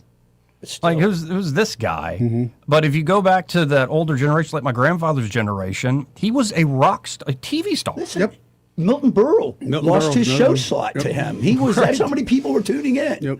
And when you listen to those old sermons from the 40s, God, they're good. You realize, oh my goodness, there are so many things that he's just right about in terms of the social agenda and what America, what would happen. Oh. And it's interesting, all the different voices that were ignored for a generation or two, they seem to be coming back. And my hope is that we are one church, folks. We're one in the body of Christ, and I think this surge is an instance for everybody to take heed of the call and continue to attract folks. And I don't know, for me, the biggest thing is just read the Bible. And also, as you heard others on there, the amount of podcasts, the amount of debates on the more heady theological stuff, or just great personal testimony, where you're seeing people of all different sort of walks and denominations, and in fact, non-Christians and stuff, people getting together and hashing these things out, and then millions are able to watch those conversations, and then you can go and have all these resources in order to help you and aid you in whatever way you feel pulled and called. It's a remarkable time, and it gives me hope. And it's such a juxtaposition compared to the politics, whereas the politics seems nasty, if that makes any sense, and unstable. Like, even when our team wins, do we actually get what we want? For a minute, but just for that minute, that gratification of we won. Right. And you're like, well, what did we really win? Exactly right. And so, my hope is this trend will continue. And it's interesting that it's young men, and then those young men start families, and there you go. Now, in response to this, of course, this trend, you have some that don't like it. This is now a story from the Wall Street Journal on Sheryl Sandberg's lean into where she's cutting staff and she's changing the focus of her nonprofit and her philanthropic endeavors to fight the manosphere online. Okay. Manosphere. Right, okay. Sheryl Sandberg's Lean In nonprofit has shed about a quarter of its staff as the founder focuses the feminist organization on pushing back against the quote-unquote trad wife and manosphere movements that prioritize women's roles as housewives. By the way, I saw, if you watch much of the Brian Dawson doing the Pick Up the Mic events, and there's this one clip, beautiful young lady asking, well, what should I do with my life? And I loved his response of, don't listen to the culture. Yep. And, like, seriously think about it. Like, do you want to be a mother that can bring into this world and shape eternal souls, and that's your main point in life? Or, you know, you're pushing paper for often some dude you don't even know or really care about that much. But then he goes, I'm not telling you what to do. You shouldn't, like, make your decision because, like, Brian Dawson said or Joey Clark said, any of us said. Instead, look at what is the dominant culture and what is trying to whisper in your ear, and instead go, oh, I can actually make a free choice here. And I shouldn't feel shame if I make a free choice and listen to what my heart is calling me to. I think there's going to be a lot of conversations like this, in particular for young folks coming down the road. But, you know, Sheryl Sandberg and this group, Lean In, will be part of that conversation. And more than a dozen employees have left the Sandberg-Goldberg Bernthal Family Foundation, which includes the leanin.org initiative over the past year. They just announced a new a chief executive of Lean In, a 25-year-old woman named Bridget Griswold. Griswold's a 2023 Brown University graduate. Perfect. Spent 2 years as a Meta product manager before her elevation. Her rapid ascent, the lack of nonprofit experience have left some staff to leave, the people said involved. But Sandberg has gotten more involved with the foundation after leaving her chief operating role at Meta in 2022 and the Meta board in 2024. Sandberg grew concerned her organization was drifting, some of the people said, despite growth in the number of lean-in peer groups known as circles and a data partnership with McKinsey, the consulting firm. This is so foreign than what we were just going over, but let's keep going. The billionaire is now seeking a harder edge as cultural tides shift towards traditional gender roles. For the first time, women are less interested in being promoted than men, according to Women in the Workplace December 2025 report. Interesting. So that I'd imagine that's like one of their own organizations. For the first time, women are less interested in being promoted than men. Sandberg, through a spokesman, declined to be interviewed for the article. However, her recent writing signals a new pushback. She warned in an online post last week that the glamorization of the quote-unquote trad wife movement risks reviving the professional guilt women spent decades dismantling. Okay. What was that, Eddie? I just heard a grumble and an okay. I don't get it. Why can't you just, if someone wants to be a trad wife, let her. How's it bothering you? How's it bothering you? How's it putting your whole thing down? It's somebody that's not interested in what you're selling, so move on. Sandberg has been one of the most outspoken advocates for women in business, particularly her book, Lean In, Women, Work, and the Will to Lead, published in 2013. The bestseller, which she described as a sort of feminist manifesto, helped to make women's professional advancement a boardroom topic. That same year, she started leanin.org. Of the 5 highest-paid executives listed on the foundation's tax form, who all made north of $290,000. 2 of them have left in the past year, according to the form and the executives' LinkedIn profiles. The foundation, which has more than 50 employees, spent more than $10 million on annual employee salaries and benefits. Wow.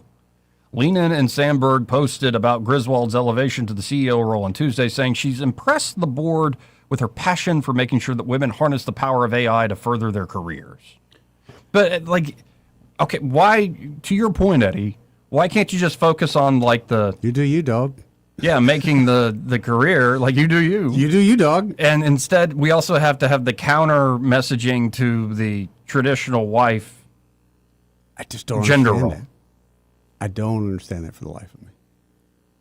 And if someone were to tell you that and kind of butt into your relationship with that, tell them, get the hell out, man. Put your nose somewhere else. And my wife and I are happy with whatever roles we have. And you got to wonder about the origins of this. Like, why is the trad wife thing? Because, well, you're noticing young men going back to church, and you're noticing more and more. It's the same thing. Like It's the same thing. Like, and you could respond with, well, maybe the trad wives are trying to get rid of the generational guilt of being a mother and a homemaker associated with that. And I Really? kind of like your point, and this should be the basic point. You are free to do what you want. Listen to your heart. Listen to what God is calling you to and the vocation you feel devoted to. Heck, but I think it's a smart idea to say, don't listen to the predominant culture. 1,000%. If that were the case, we'd all got COVID vaccines. But this is from Sheryl Sandberg, the actual LinkedIn article from LinkedIn. Every so often, we create new language for old ideas. Right now, it's trad wives. Hashtag tradwife has reached over 600 million views on the TikTok. The trad is short for traditional. Thanks for that. What's so wrong with And the lifestyle these creators adopt idealizes traditional gender roles for women, including deferring to their husbands as the primary decision maker. While some tradwife influencers spin this as a fresh take, it's really a tired concept. Talk about tired concepts. The fact is, working as a full-time wife and mother has always been on the list of options for women, and it should be. Every woman should be able to make her own choice about what's right for her and her family. But we need to acknowledge that trad wifedom is not an option most women have. The majority of women work outside the home, some because they want to, others because they need to, and many because they are primary breadwinners for their families. The problem with the romanticized vision of the trad wife is that it signals to women that to be a good wife, partner, or mother, you have to do it full time. I don't even know, man. No, I have a woman in my family who was very, very successful, top executive at PepsiCo and Nabisco. Her daughter, she had two, has two, were very young, like 4 or 5 years old, and she realized my nanny's raising them. Yep. And my husband does very well. Yep.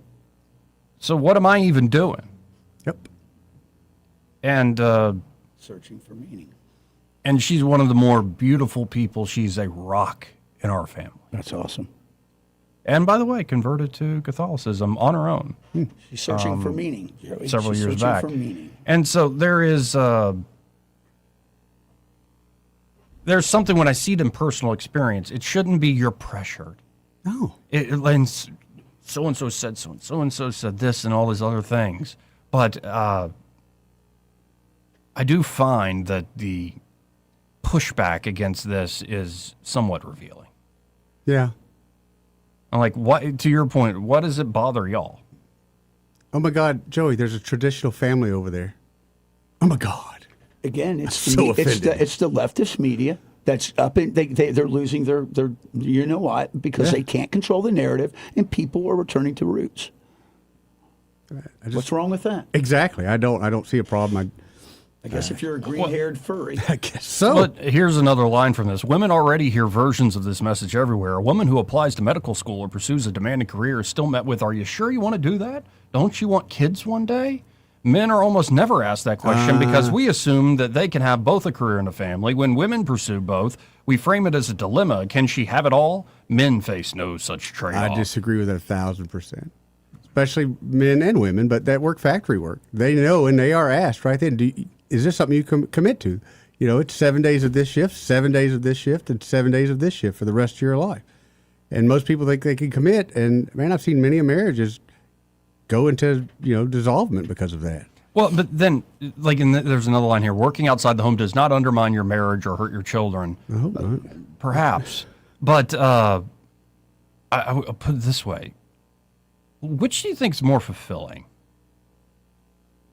Like, my mother was very much a alpha personality since she was a little girl. I've heard many stories from my uncles and her brothers and my grandfather. And I experienced it firsthand with her as my mother. And I think if you had asked my mother, Carol, which was more fulfilling, because she did great work as a nurse. worked on the floor for many years in major hospitals here in Montgomery, and then worked in offices and stuff. But I think it would be all day, every day being a mother was the more fulfilling thing in life. 1,000%, dude. 1,000%. And that's, I think, where I find this sort of thing revealing. Like, yeah, there's women in my family who went to medical school, who are already becoming successful doctors and already had a child and want more. Yeah, and there's nothing wrong with that either. But let's keep the priorities straight. Which one is actually going to be more fulfilling, more valuable, and what? Why'd God put you on this earth? To get a job? Run towards meaning. Right. Get a job, make money. Is that why God put you on this earth? Pile up storehouses? Right. Is that all there is? Right. I've never understood that. And I never understood people that go against the traditional. What is wrong with that? What is wrong with wanting 2 kids and a dog and a white picket fence? I think the majority of America does want that. And I think that's the silent majority dilemma we have. Yeah. It's a paradox, if you will.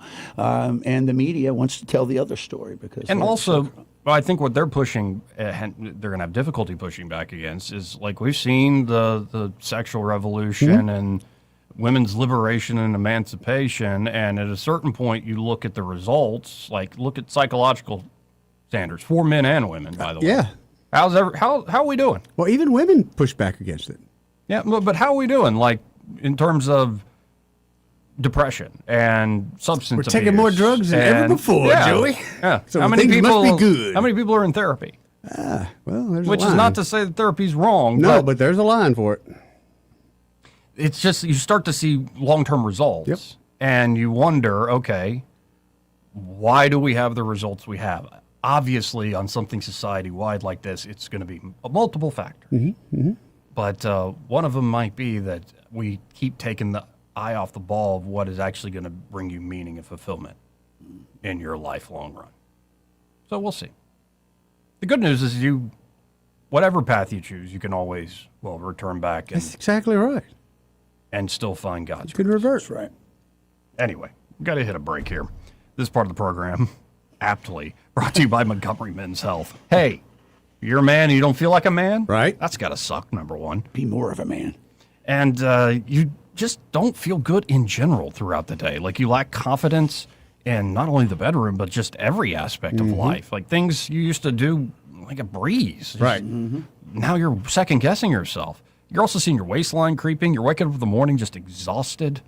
And yeah, that bedroom confidence is slipping. If you notice, she notices. Right. Other people are noticing too. And here's the thing. You're not the only fella dealing with this. For a lot of guys, this is ED, low performance, testosterone problems, low T problems. And Montgomery Men's Health, powered by Men's Pro, can help you fellas out with in-person care, not the chatbot online pill experience. With labs done quickly and with their urology-backed medicine, they will create a personalized treatment plan. They have a whole menu of options on how you can get treatment for your particular problem. And especially gentlemen in your 50s and 60s, you're going to feel decades younger. And you might be experiencing these issues in your 20s and 30s. You're going to actually feel young. Right. You're going to actually feel your age. So, well, check them out today. That's Montgomery Men's Health. You can always call them direct to make an appointment at 440-3663. That's 440-3663, or book online in under 30 seconds at MontgomeryMen'sHealth.com. Montgomery Men's Health, for every man in every season of life. Want to carry News Talk in your pocket? Download the News Talk 93.1 app from the App Store. Available on iPhone and Android. Never miss a moment. Download now.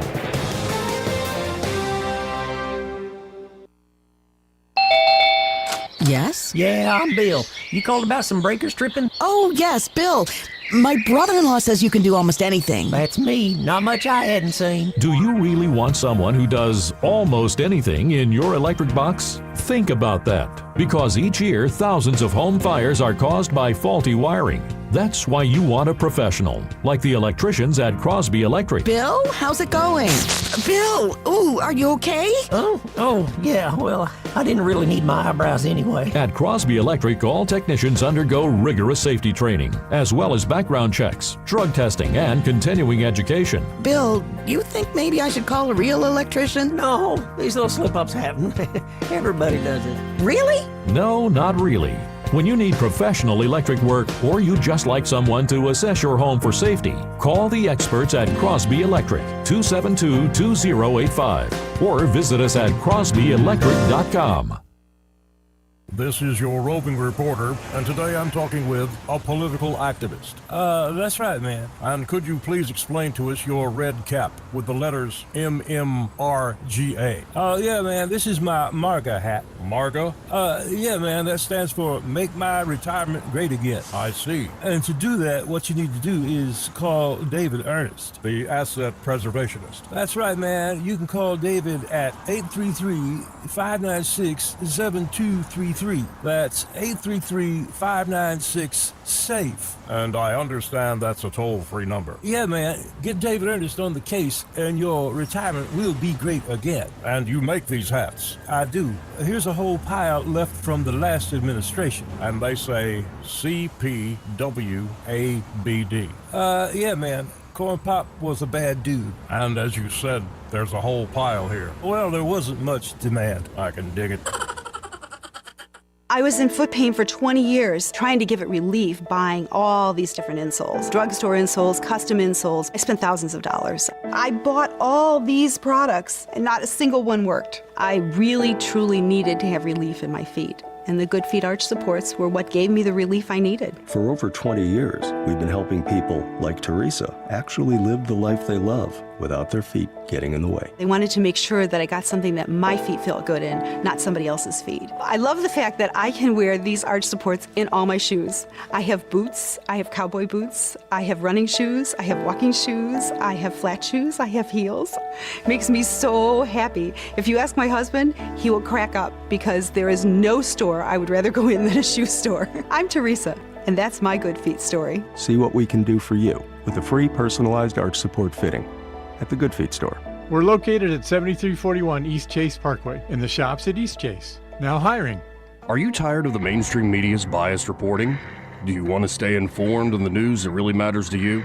Look no further than 1819 News. At 1819 News, we bring you the latest in Alabama news, politics, sports, culture, and more. We've assembled a team of journalists with Alabama values dedicated to the truth and the truth alone. Visit us at 1819news.com today. That's 1819news.com. Subscribe to our newsletter. Honest News, Alabama Values. This hour of news and views is brought to you by our good friends at Alabama Home Mortgage. Alabama Home Mortgage, 567-4223. Visit them on the web at myalabamahomemortgage.com. NMLS number 1586368, an equal housing lender. Trustworthy, accurate, immediate. Carrying your voice across the river region. News Talk 93.1 FM WACV.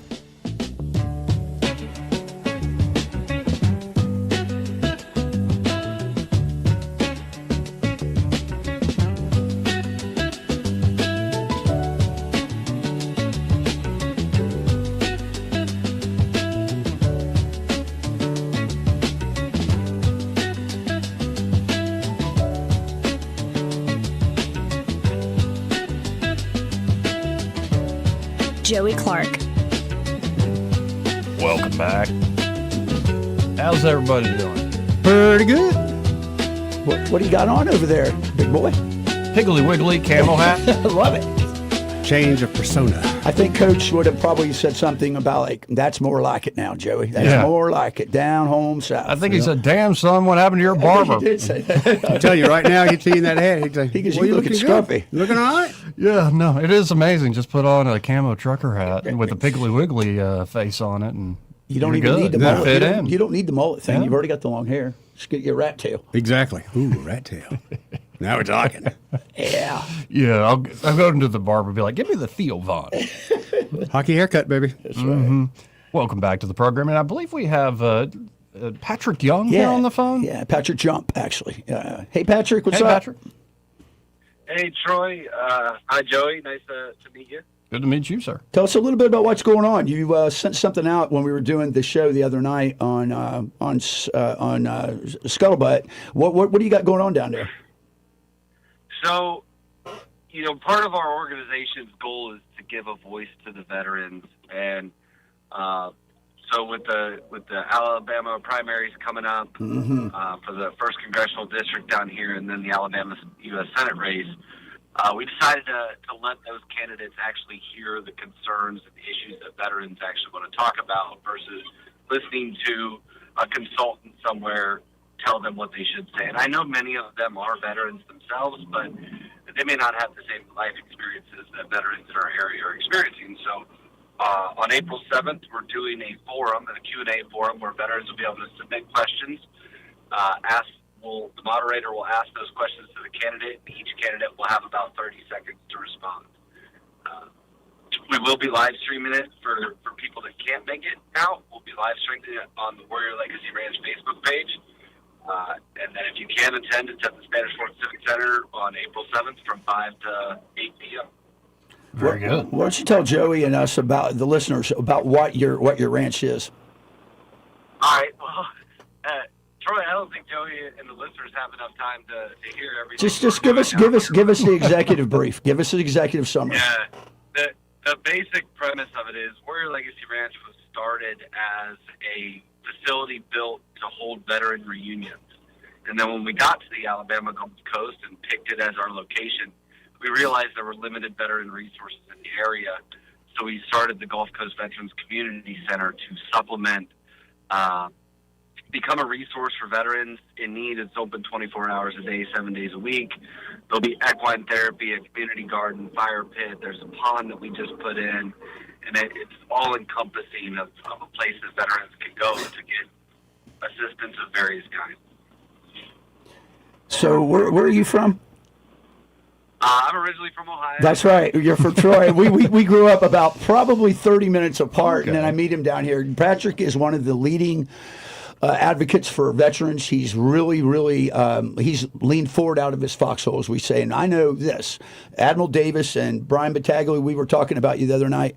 Outstanding what you're doing down there. And the fact that you're getting involved in 2026 elections, you know what happened with SB 67. And I think there's going to be a big comeuppance for some of these politicians coming up in the next election. Yeah, and the retaliation that came from SB 67, even some that's not publicized that people know about. Yeah, like lost grants. Yeah. Mm-hmm. Well, listen, we appreciate it. Thank you, Patrick. Yeah, how can they follow you? Where are you at online? So, Warrior Legacy Ranch on Facebook, Instagram, LinkedIn, we have it all. And that'll link you to various other sites. WarriorLegacyRanch.org is our website. We're always seeking donations to get this place built. Thanks for having us on. You're welcome, man. Good to meet you, Patrick. Hua, Marine. Hua. Now, appreciate that. He's a good dude. He's a good dude. Got to hit another break here first, this part of the program. In fact, the entire hour brought to you by Alabama Home Mortgage. And there at Alabama Home Mortgage, Kim Williams and Madeline Cannon are ready to help you out. Yes, they are. As a great local company. You can actually sit down with them, get to know them. Right. They will walk you through the home buying process or help you get that refinance done, whatever your goals may be. You can't control interest rates. You can't control housing inventory. You can't control what the national news decides to panic about. So true. But you can control your own timing. You decide when it's right to buy, when it makes sense to refinance. And, of course, it's great having local guides there at Alabama Home Mortgage helping you through that process. And if you're a veteran, as we were just talking about veterans, now a lot of folks think, especially even in the veteran community, the VA system's broke. But not when it comes to home ownership. Yeah, the VA mortgage program works. Exactly. It remains one of the strongest home financing options available, offering benefits like no down payment purchases and 100% cash out refinances. So y'all check out Alabama Home Mortgage today. And by the way, of course they can service you here in Alabama, but they also can do Georgia, Florida, or Tennessee, licensed there as well.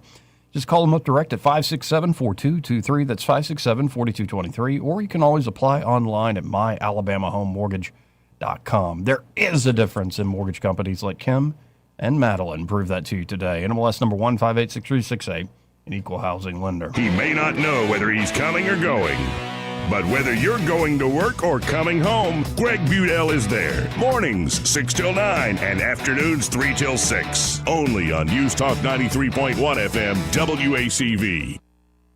Welcome to Eclectic Coins, Montgomery's largest coin dealer, specializing in buying and selling investment-grade gold and silver coins. And they have a large selection of rare coins and coins from around the world. Visit them at 543 Northeastern Boulevard or on the web at eclecticcoins.com. Eclectic Coins, where collectors who know go. When your tax refund comes, put it on the floor and walk on it. Revitalize the look and feel of your home with new floors from Prattville Carpet. With faster and better service than the big box stores and luxury vinyl planks starting as low as $4.99 per square foot. You'll enjoy that tax refund turned flooring every single day. Hi, I'm Ray Bowles from Prattville Carpet. If you're looking for waterproof carpet, hardwood, laminate, vinyl plank, or ceramic tile, call us today for your free measurement. Dial 285-8117 or visit PrattvilleCarpet.com. Prattville Carpet, we're more than just carpet.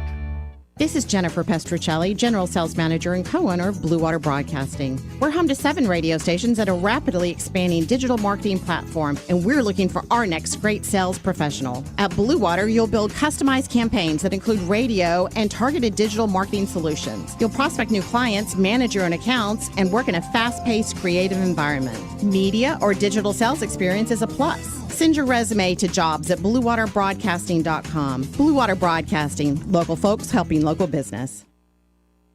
Rich Thomas Weather is brought to you by Clark Heating, Air, and Plumbing. It's time to schedule your spring tune-up with Clark Heating, Air, and Plumbing. Don't wait. Schedule today. Give them a call at 334-277-2125. Alabama certification number 88007. Rich Thomas Weather. Well, hi, everybody. We've got some cooler air that'll be moving in the overnight hours tonight. Gusty north and northwesterly winds, but it's a dry front, and the overnight low temperature tonight falls to the lower 50s. Now, the weekend will be several degrees cooler than today.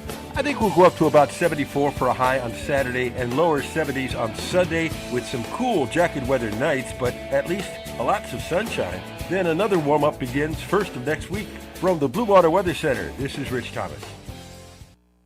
We get this question all the time. Do you handle that? Buying or selling a home? Yes. Commercial? Yes. Land or investments? Absolutely. Hannah and Eddie Realty Group. One team. Every real estate move. 334-322-0662. This hour of news and views is brought to you by our good friends at Alabama Home Mortgage. Alabama Home Mortgage, 567-4223. Visit them on the web at myalabamahomemortgage.com. NMLS number 1586368, an equal housing lender.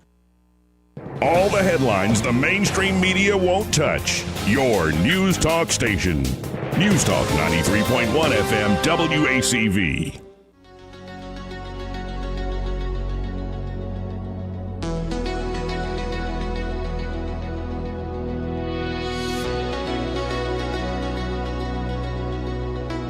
Joey Clark. Welcome back. Star Wars. That's some lasers I heard? It's going to be the Eddie Bader jam of the summer, maybe. Dude, I've got a boat that can pull this off. Although, if we don't hit the switch right, the exhaust on the boat is so loud. It's got to be your captain's call. Flip the switch. Yeah. When you see the game warden, you flip the switch. That's right. I've heard Just you can make get a it ticket. Let's go to Michael Cohen with Cohen's Electronics and Appliances. Hey, Michael, how you doing today? I'm doing great. How are you? Oh, life is real good. Just getting ready for the summer ahead. And can you tell us about the Cohen's experience? Well, some of the experience comes in, a lot of people like to have a really nice outdoor kitchen. Mm-hmm. And so we've got a lot of products that can help you fulfill all of those needs. But we also have some really nice outdoor grills that you can have built in, as well as some really nice outdoor televisions so that you can watch your favorite game or your favorite TV show while you're out there enjoying. I talked to one customer, and they said he gets up 6 o'clock in the morning, and he just goes and sits outside where it's nice and cool and watches his TV. When it gets too warm, he comes inside, and then at nighttime when he gets back home, he's back outside enjoying his television outside. So I think there's a lot of people that really have really nice outdoor living spaces that could take advantage of a lot of what we have to offer. Definitely. Yeah, and folks, when you stop by, you can look on the website, thinkcones.com, and I encourage you to, but I really encourage you to stop by. You're going to see exactly what Michael's talking about there. 2515 Eastern Boulevard here in Montgomery, and y'all are open still 9 to 6 Monday through Friday, 9 to 4 on Saturdays? That's right. That's right. And of course, the service makes a huge difference. Great products, everything to build out that beautiful outdoor area, especially like, cooking outside. There's something about it while you're watching a game. Oh, definitely. And I don't know. But it's the service during and after the sale that really makes the difference there at Cohen's. And I think that's, correct me if I'm wrong, Michael, but I think that's kind of why y'all been around for 60 plus years. Well, that's right. That's right. And that's the reason, I read some of these reviews that people have left for us, and, they talk about how everything was easy. They bought some appliances, and it's either Stevie or Patrick, or it was Kevin and Alan that came out and delivered, and what a fine job they did, and how it was a little difficult to get from point A to point B, but they figured out how to maneuver around the house, and they got the appliances in, they got the old ones out, and, they're doing laundry or cooking or getting their food back in their refrigerator when we leave. It's all right there. There you go. Well, and again, folks, get by Cohen's today or get by this weekend. Great weekend shopping trip. Mm-hmm. Hey, Michael, you got time to do this next story with us? Yes, sir. Okay, so I'm looking at CNBC. It says your Netflix subscription just got a little more expensive. They know when they got folks, but every tier went up $1. The company's ad-supported plan is now $8.99 a month, up from $7.99. The standard plan is now $19.99 a month, up from $17.99, and its premium plan is now $26.99, up from $24.99. Extra member pricing also increased, with ad-supported plans now costing $6.99 per additional non-household user. And the price hike comes as Netflix has been investing heavily in its content, including new ventures in the live event space and into video podcasts. There was a sweet spot there for years where streaming was so much less than all the cable. Yeah, but you kind of wanted the cable for the live events. And now that Netflix and many others have gotten into the game, I think we're going to go right back to, $100 a month bills. Exactly. That's where we're running, right down that road to that, man. Well, I think a lot of people have more than 100. I mean, if you have YouTube TV, you're paying $82. Oh yeah, it's true. You put Netflix, Paramount Plus, and a couple other Apple things TV in there, and everybody else. and then and then the service, they figure, well, we only went up $1 a month. That's $12 a year. I mean, who cares? But they $12 you every year. Yes. And then the other people are $12 you. Before it's over with, you got $48. That's what. That you went up, and now you're paying some stupid price, and you got to renegotiate to see, do I really watch that channel? Yep. That's true. Right. Exactly right. That's right. Yeah. So, but whatever you want to stream at Cohen's, we can help you do that, and we've also got the Wi-Fi that we can help augment what you have so that you'll have better Wi-Fi throughout your house. Excellent. Well, folks, you'll get by there today. Be sure to say you heard Michael on the radio with Joey, Eddie, and Troy. Yeah. Joey's little friend was back. Troy is not that short. I don't think he's much talking shorter. about you. Oh, my bad. I'm staying out of this, Mike. You've been very incognito today. Got stuff to do. People to see. All right. Y'all have a great weekend. You too, Michael. Thanks, Michael. See you, brother. 272-9228 if you want to get in on the conversation. Let's go to line 2. Right. You're on there. Who's this? Hey, this is Sam from Pike County. Hey, Sam. Hey, Sam. I'm very upset. Okay. I knew it, Joey. I knew it. I just got my here recently my Starlink, and I've been testing it out. And works like a charm. I'm on the lowest plan, the residential, 100 megabits or whatever. And anyways, but for my just streaming and whatnot, works great. I bet it'd go good with some of Michael's new TV. But that with Netflix, it is, man. I see it. I'm a curious person. I have my hobbies, and it looks like piracy is going to be one of them real soon. So I'll keep you updated on piracy. Oh, man. Okay. All right. Listen. He's a curious pirate. I suggest you go to Temu. But think about it. The next young lady that I introduce myself to, I will be able to introduce myself as a pirate. That's an instant turn on. And is it though? Do you have a ship? Do you have an earring? If you have an earring, I'm gonna rip it out. I'll go by Dollar Tree and get me one of those fake earrings. That's right, baby. You're gonna make love to a pirate. That's right. Anyway. Oh, goodness gracious. Buccaneer. Under my bucket hat. I believe I got to stop that joke. Anyways, love the pig store hat. Enjoy the corn's being planted down here on the corn is being planted on the farm right now as we speak. Dust is flying. You'd fit right in, but no, it's a good look for you. Yeah, I got to start wearing trucker hats again. Yeah, good look, man. Well, Anyway, it doesn't hurt. That's exactly right. Thank you, though, but Thanks, I'll Sam. keep you updated about the streaming world. Do that, Bless buddy. y'all. See you, homie. Listen too. Well, we do have to hit this top of the hour break. I'm serious, Eddie. This is going to be the jam of the summer for you. Out on that lake boat. Come on, boat's supposed to be out of shop next week. Let's go. We'll be right back.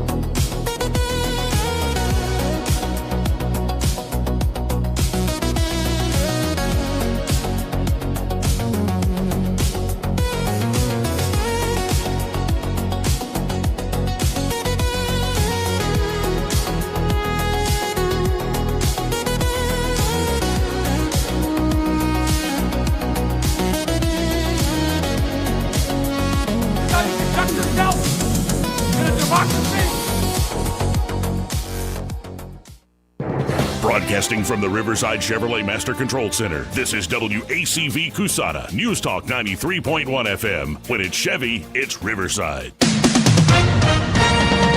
With SRN News, I'm Bob Agnew in Washington. House Republicans are pushing back against a Senate-passed bill to fund most of the Department of Homeland Security. The revolt risks delaying a resolution to the funding impasse that is already in its 42nd day and creating long lines at many airports. Republicans are angry that the Senate bill does not fund the Immigration and Customs Enforcement and Border Patrol agencies. The Democrats refuse to fund those departments without changes to immigration enforcement. For the second time this week, President Trump has postponed his deadline for Iran to reopen the Strait of Hormuz. The president on Monday extended his deadline until today. Now he's giving Iran another 10 days to cooperate and reopen the strait by April 6. He said that he was delaying an attack on Iran's power plants because talks aimed at ending the war are going, in his words, very well. Slow going on Wall Street. The Dow right now down 469 points. This is SRN News. If you don't care about saving 50% off your wireless bill for the same 5G coverage the big guys are charging a fortune for, maybe you care about keeping jobs in America. Pure Talk does. They've pledged to run their entire operation from this country, including all their customer service. Or maybe you care about our nation's veterans.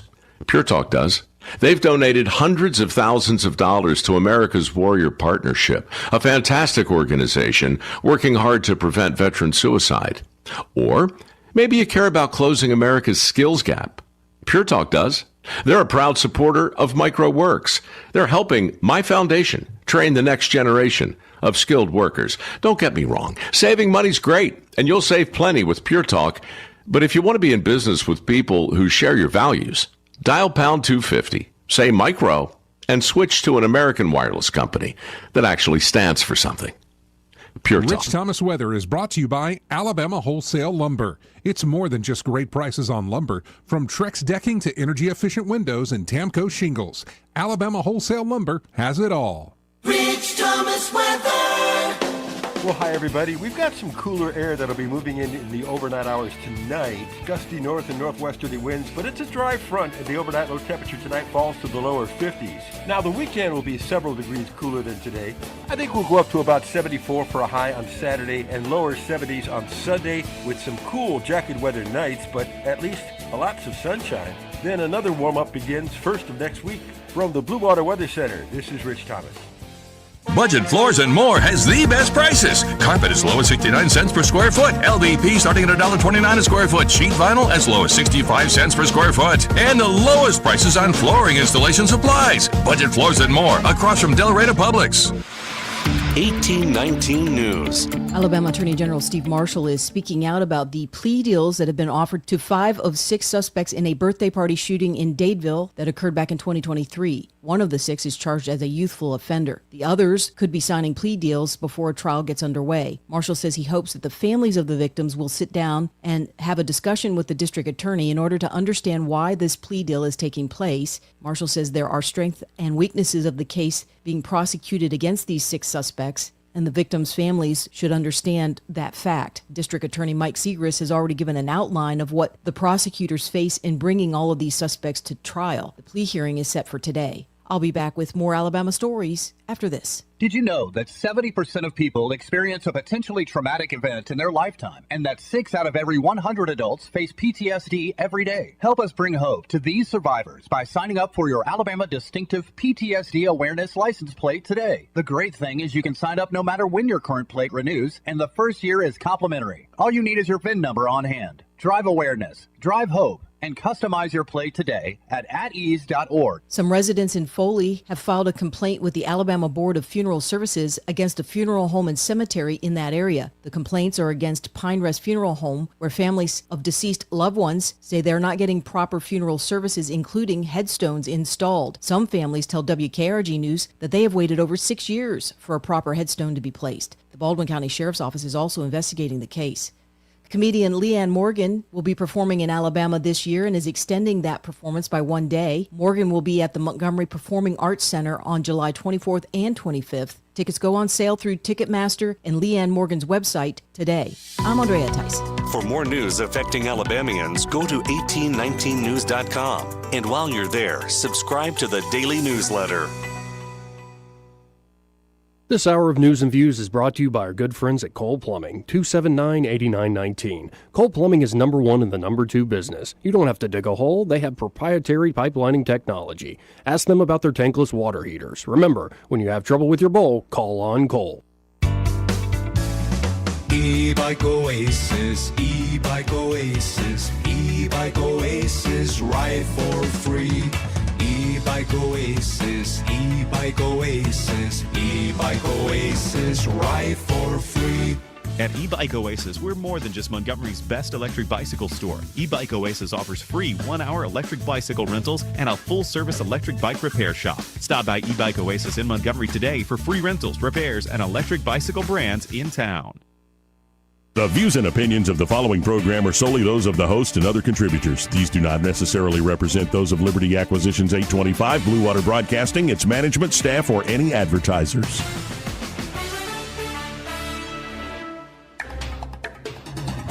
It's time for Montgomery's conversational radio show. It's News and Views on News Talk 93.1 FM. To join the conversation, call 272-9228.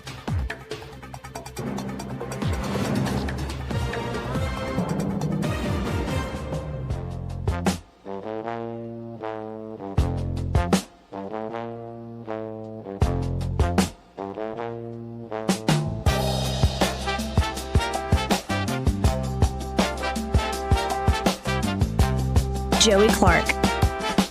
You know we're inside. Sorry. Just got to start lighting up cigars. I wish we could smoke cigars just like Joe in the Rogan. studio. Oh, that would change the game. Anyway, welcome back to the program, 272-9228. Those commercial breaks go by so fast. Let's go to the phones and talk to Carlos. Hello, Carlos. E-Bike Oasis, E-Bike Oasis. I tell you, man, that stuff gets stuck in your head. Did it ever get stuck in your head, Joey? By design. That one does for sure. Well, hey, man, I know your callers don't go back and forth with each other here, so, but that being said, somebody needs to tell Sam, okay? Gringo pirates. I mean, I don't see, no Chiquitas running after no gringo pirates. But, okay, if he was like Hispanic pirate from Venezuela, I mean, I could see where, that might help him out. Okay, that being said, Joey, have a nice day. Okay, Carlos. Thank you, Carlos. I don't think Sam specified that it's like what type of lady he's trying to attract by his latest pirate trend. If I know Sam, I know. I think he would take. I think he would take whatever would. I know the kind of what gal he's looking for. Heather Lynn. Sure, we'll go with that. Hopefully, she's got a pack of Salem Lights with her. Yeah. Got a gravelly voice. Yeah. Chances are she dips a little bit too. Like that girl. You remember the woman we saw from New Jersey when she was talking about dating? Remember you played it? The Could you be a dog? He goes, no. She says, whatever it is, you better be okay with my Virginia Slim. Yeah. Remember that? Holy cow, that was a winner. New Jersey's finest right there. No, but you imagine getting all, could you be a dog and go get me some cigarettes? Yes. You know that's coming. That's going to happen. I'm going to guess probably within 24 hours of you being with her. No, that's for the longest time when Biden was running for president. Yeah. It was like, that was the classic, Joseph Robert M. Biden Jr. is such a strapping young man. He's such a doll. And could you be even better and go get me some cigarettes and tell the Republicans to keep their hands off my Medicare? Yes. Mm-hmm. Yeah. My Medicare. That's a caricature, but I bet it exists. Yeah, it's pretty dead on there, buddy. I bet it exists. So is Washington, D.C. going to get anything done? Nope. No. Like the SAVE Act? No. Not with the current. Reopening the airports at least? Well, they're open. We got kind of open. Long waits. I tell you though, man, right now it sucks to go on vacation knowing that you're going to be just fly right now. Yeah. I wouldn't want to do it.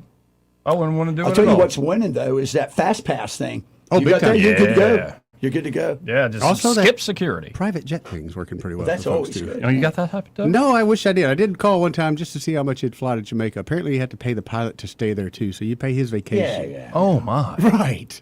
Yeah. So I was looking for a hot pilot, but there wasn't any at the time. That's a lot of money. Dude, it was That's a lot of money. It's 20 one grand. thing to like get a share of one and Yeah. like kind of you have it. It's like a pool that you're throwing That's in. a big deal. But to actually outright own one of those things, even the pool is very expensive. Oh, I'm very sure. expensive. Let's now go to D.C. I like this guy a lot, Mike Lee. Yeah, I do too. you like him. And this is him getting animated about the SAVE Act. Let's listen in to Mike. If everyone is family, no one is family. If everything is urgent, nothing is urgent. If everyone is given the benefit of citizenship by allowing them to vote, then citizenship means nothing. That is the core message that I wish our Democrat colleagues would accept, and I am confident they will ultimately accept as we continue to make this argument. Because we're not going away. I'm not going away. I will be back on this floor, in this chamber, day after day, week after week, month after month, as long as it takes. I'm not giving up. Not a chance in hell am I giving up on this, because this is about the American dream itself. This is about the fact that when you allow non-citizens to vote, you are robbing something from the American people, from each individual American citizen, something which is distinctively, rightfully theirs. You cannot take that away. You are taking it away when you allow somebody else to cast a vote that will cancel out yours.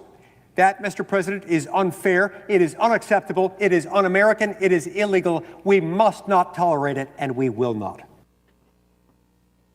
That's about as animated. He used the word hell, like Mike Lee means business. Mm-hmm. He's a Mormon. Yeah, he is. He's very serious. Apparently, like one of the more brilliant people up there, regardless of your politics, like just his raw intellectual power, like and just command of the Constitution in general.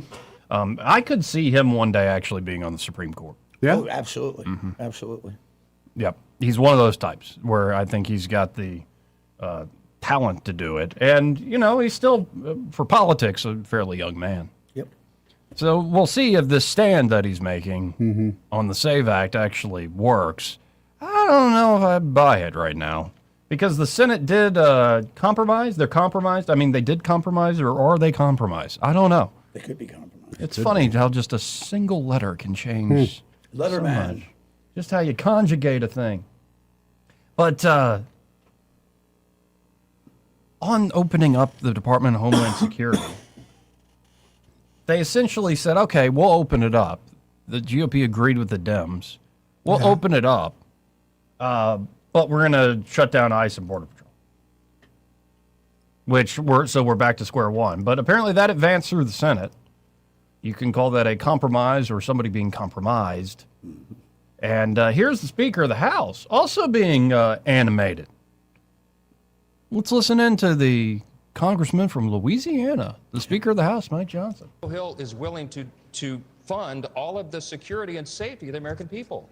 We cannot believe it's come to that, but it has. If the Senate gets that through the Senate, will you put it on the floor? We'll have to see. We have to solve the problem, and it's very sad that Democrats are not interested in doing that. Yes. Does that mean that you're not in favor of breaking the DHS funding bill apart, just funding TSA, just funding FEMA, having individual votes on each section? We have never been in favor of breaking the bill up. Why? Because it's one of the 12 separate appropriations bills that is the most basic function of Congress to fund the government.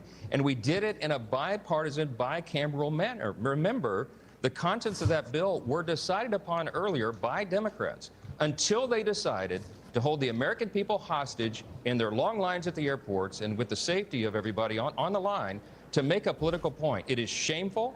There is no way for them to defend this to the American people. And breaking it out I think it puts an exclamation point on what they've tried to do here. It's shameful. So many people have been through so many hardships because of this nonsense. And what we're concerned about is people may actually be hurt. More people harmed by criminal illegal aliens that are being protected by the Democrat Party. And we're sick of it.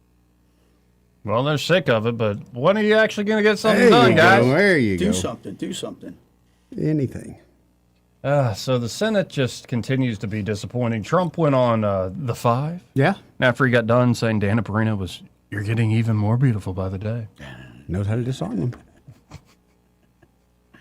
It's I'm sorry, it's not inappropriate. It's more just such an inappropriate thing. Sir, do we have information on whether or not the Iranian people are actually have like food and water and just basic necessities? By the way, do you remember that lunch at Trump Tower? I do know that, but do you remember the lunch that we had years ago? Totally disarmed her. You haven't changed a bit. In fact, you're more beautiful today. But he caveated that saying, this might get me in trouble, but I'm going to Yeah, exactly. Well, and that you get away with all manner of sins if you preface it as That's like, right. now this might be something wrong, but I'm going to do it anyway. I'm going to lay out the line and say nobody should step over the side and then watch me step over it. And then I'll dance back. Oh, maybe I shouldn't. Oh, no, I jump back over it again. He does this all the time. That's funny. Anyway, this is Trump giving advice to the Senate Majority Leader John Thune on what he should do with the SAVE Act. I'm going to go down the tubes, but I would terminate the filibuster and I'd take a vote and I'd have everything done and I'd vote on voter ID and I'd vote on citizenship. I'd vote on no mail-in ballots other than if you're, military or you're ill or you're traveling. I mean, I'll be generous about it, but no mail-in ballots. They're inherently dishonest. Jimmy Carter said that. The greatest thing Jimmy Carter ever did was after he got out of office.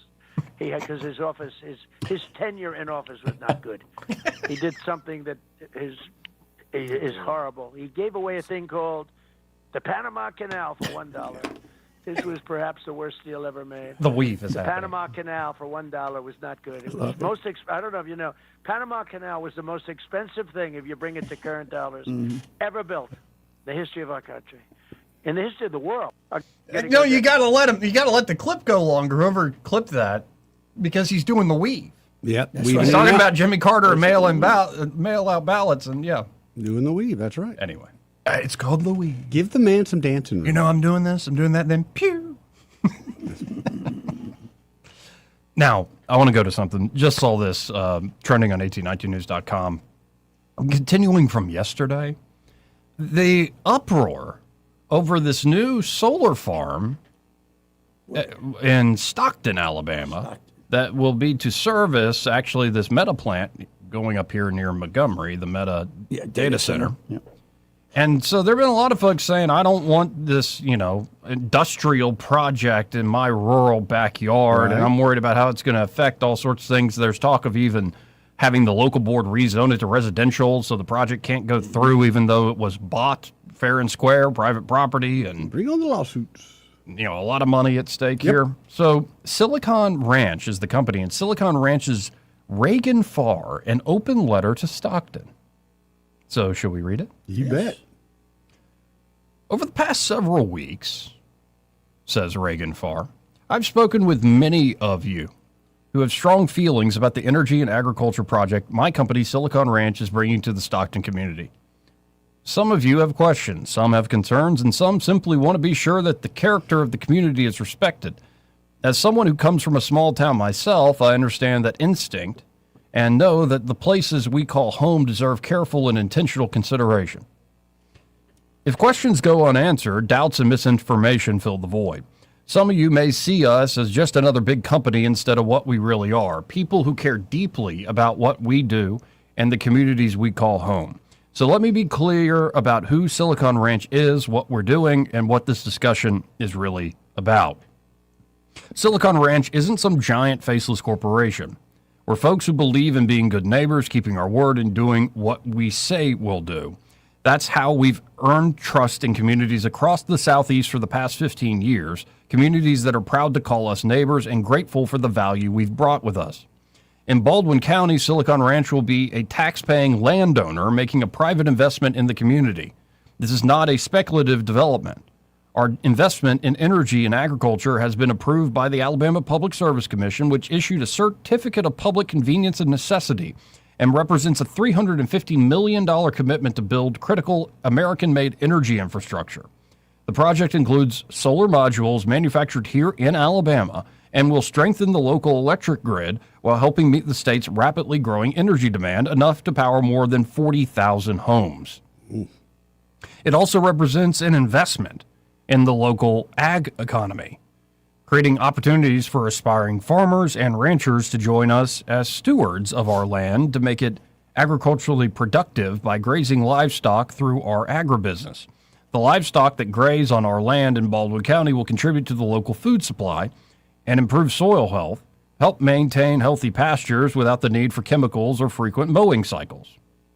So far, what do you think of the tone here from this letter? Trying to sell something that nobody really wants to buy, to be quite honest.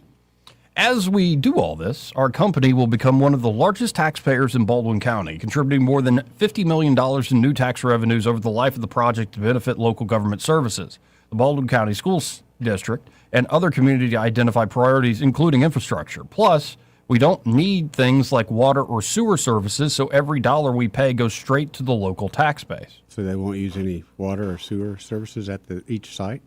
That's a lie. That's a lie. You just going to pee outside? Despite all the fabricated claims and manufactured narratives from those who oppose bringing these benefits to Stockton, let me be clear about the land that we are lawfully purchasing.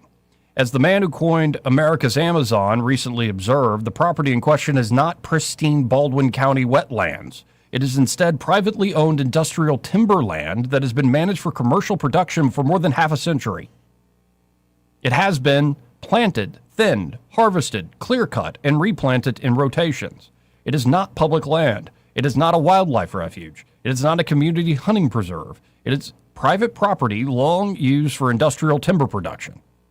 We will use our private property for three principal purposes: clean energy infrastructure, some of the most productive pasture land in the state, and more than 2,500 acres of land conservation. Just as the previous landowners had every right to use their property for industrial timber production, we have every right to use it for energy, agriculture, and conservation. Despite what you may have heard, what we will not do is build on wetlands. Formal wetland delineations are being submitted to the appropriate regulatory agencies, and all regulations are being followed. The natural resources at this site will be safeguarded instead of processed, preserved rather than pressured, and leveraged as an asset for agricultural production rather than mitigated as a liability to industrial harvesting. Fueled by a propaganda campaign, orchestrated efforts to obstruct our investment have intensified with inflammatory rhetoric and conspiracy theories. But to those in Baldwin County who are interested in the facts, don't be fooled. This debate is fundamentally not about solar panels, wetlands, or hunting access. It is about whether lawful private property rights can be overridden because some folks prefer a different outcome. America's commitment to private property is not situational and doesn't just apply when neighbors approve of a particular land use. And it is precisely that lack of collective consensus that serves as the impetus for America's singular private property rights.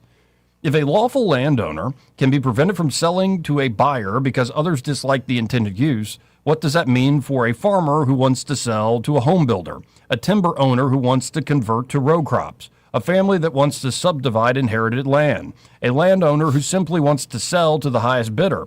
If a collective preference, often driven by the loudest voices in the room and underpinned by misinformation, can override lawful ownership, then no property right is truly secure. Some have argued that this land should be, quote-unquote, preserved. Preserved as what?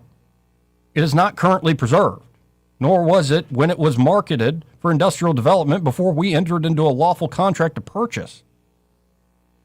It is industrial timberland that has been historically clear-cut and replanted. Private hunting access does not make it public land.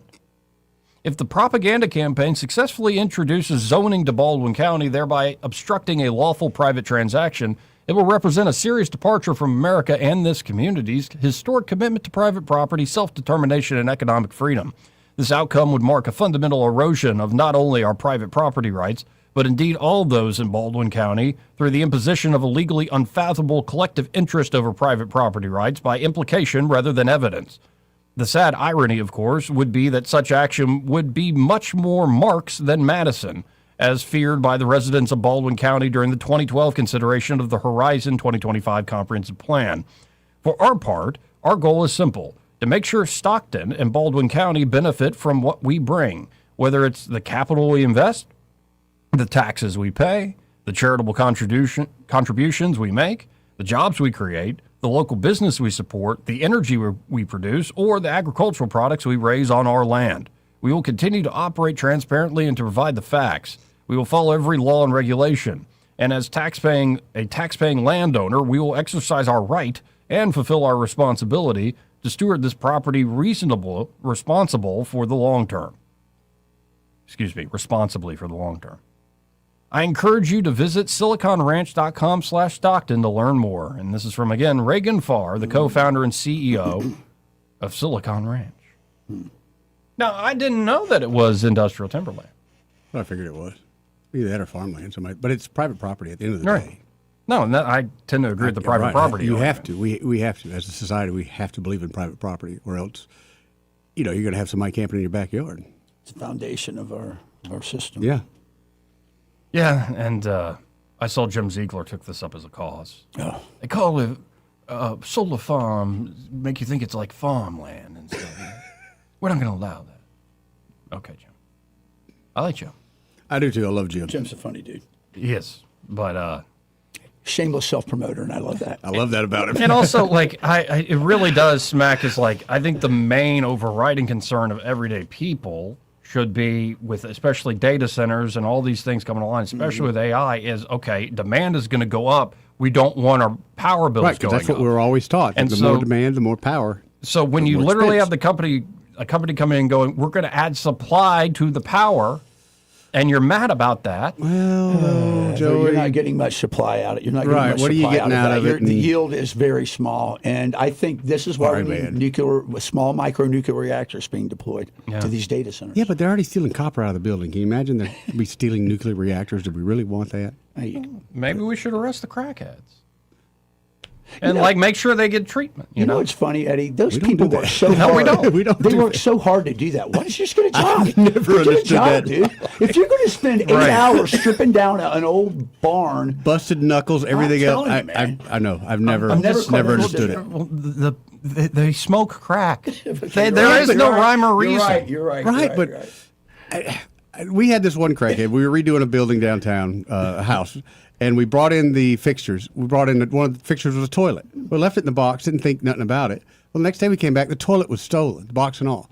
So we talked to one of the neighbors. He's like, "Oh yeah, Cletus the crackhead. He come over here and we saw him." Well, they said his name wasn't Cletus, but they said, we saw him taking it down the road. It's like nobody said, "Hey, don't be stealing those people's toilets." And he got what, $5? Yeah, and that's what I thought. Where did he go with it? I'll go buy my toilet back. He got some drugs for it, maybe. We found it about 2 weeks later, just in a homeless lot. Had it been used? Yeah. Yeah, they duped it. Yeah, you just see it up there. We just kept riding. Yeah, son. Yeah, but no one said nothing. The crackhead, they watched the crackhead go in the house, come out with a toilet, and just walk down the road. Hey, got him a new toilet.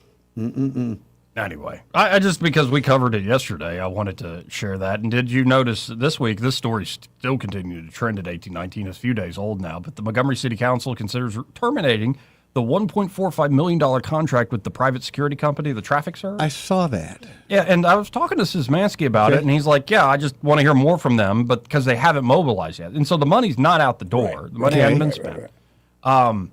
But what you find is, they've never done this before. Oh, so we're the guinea pig. This will be the first city.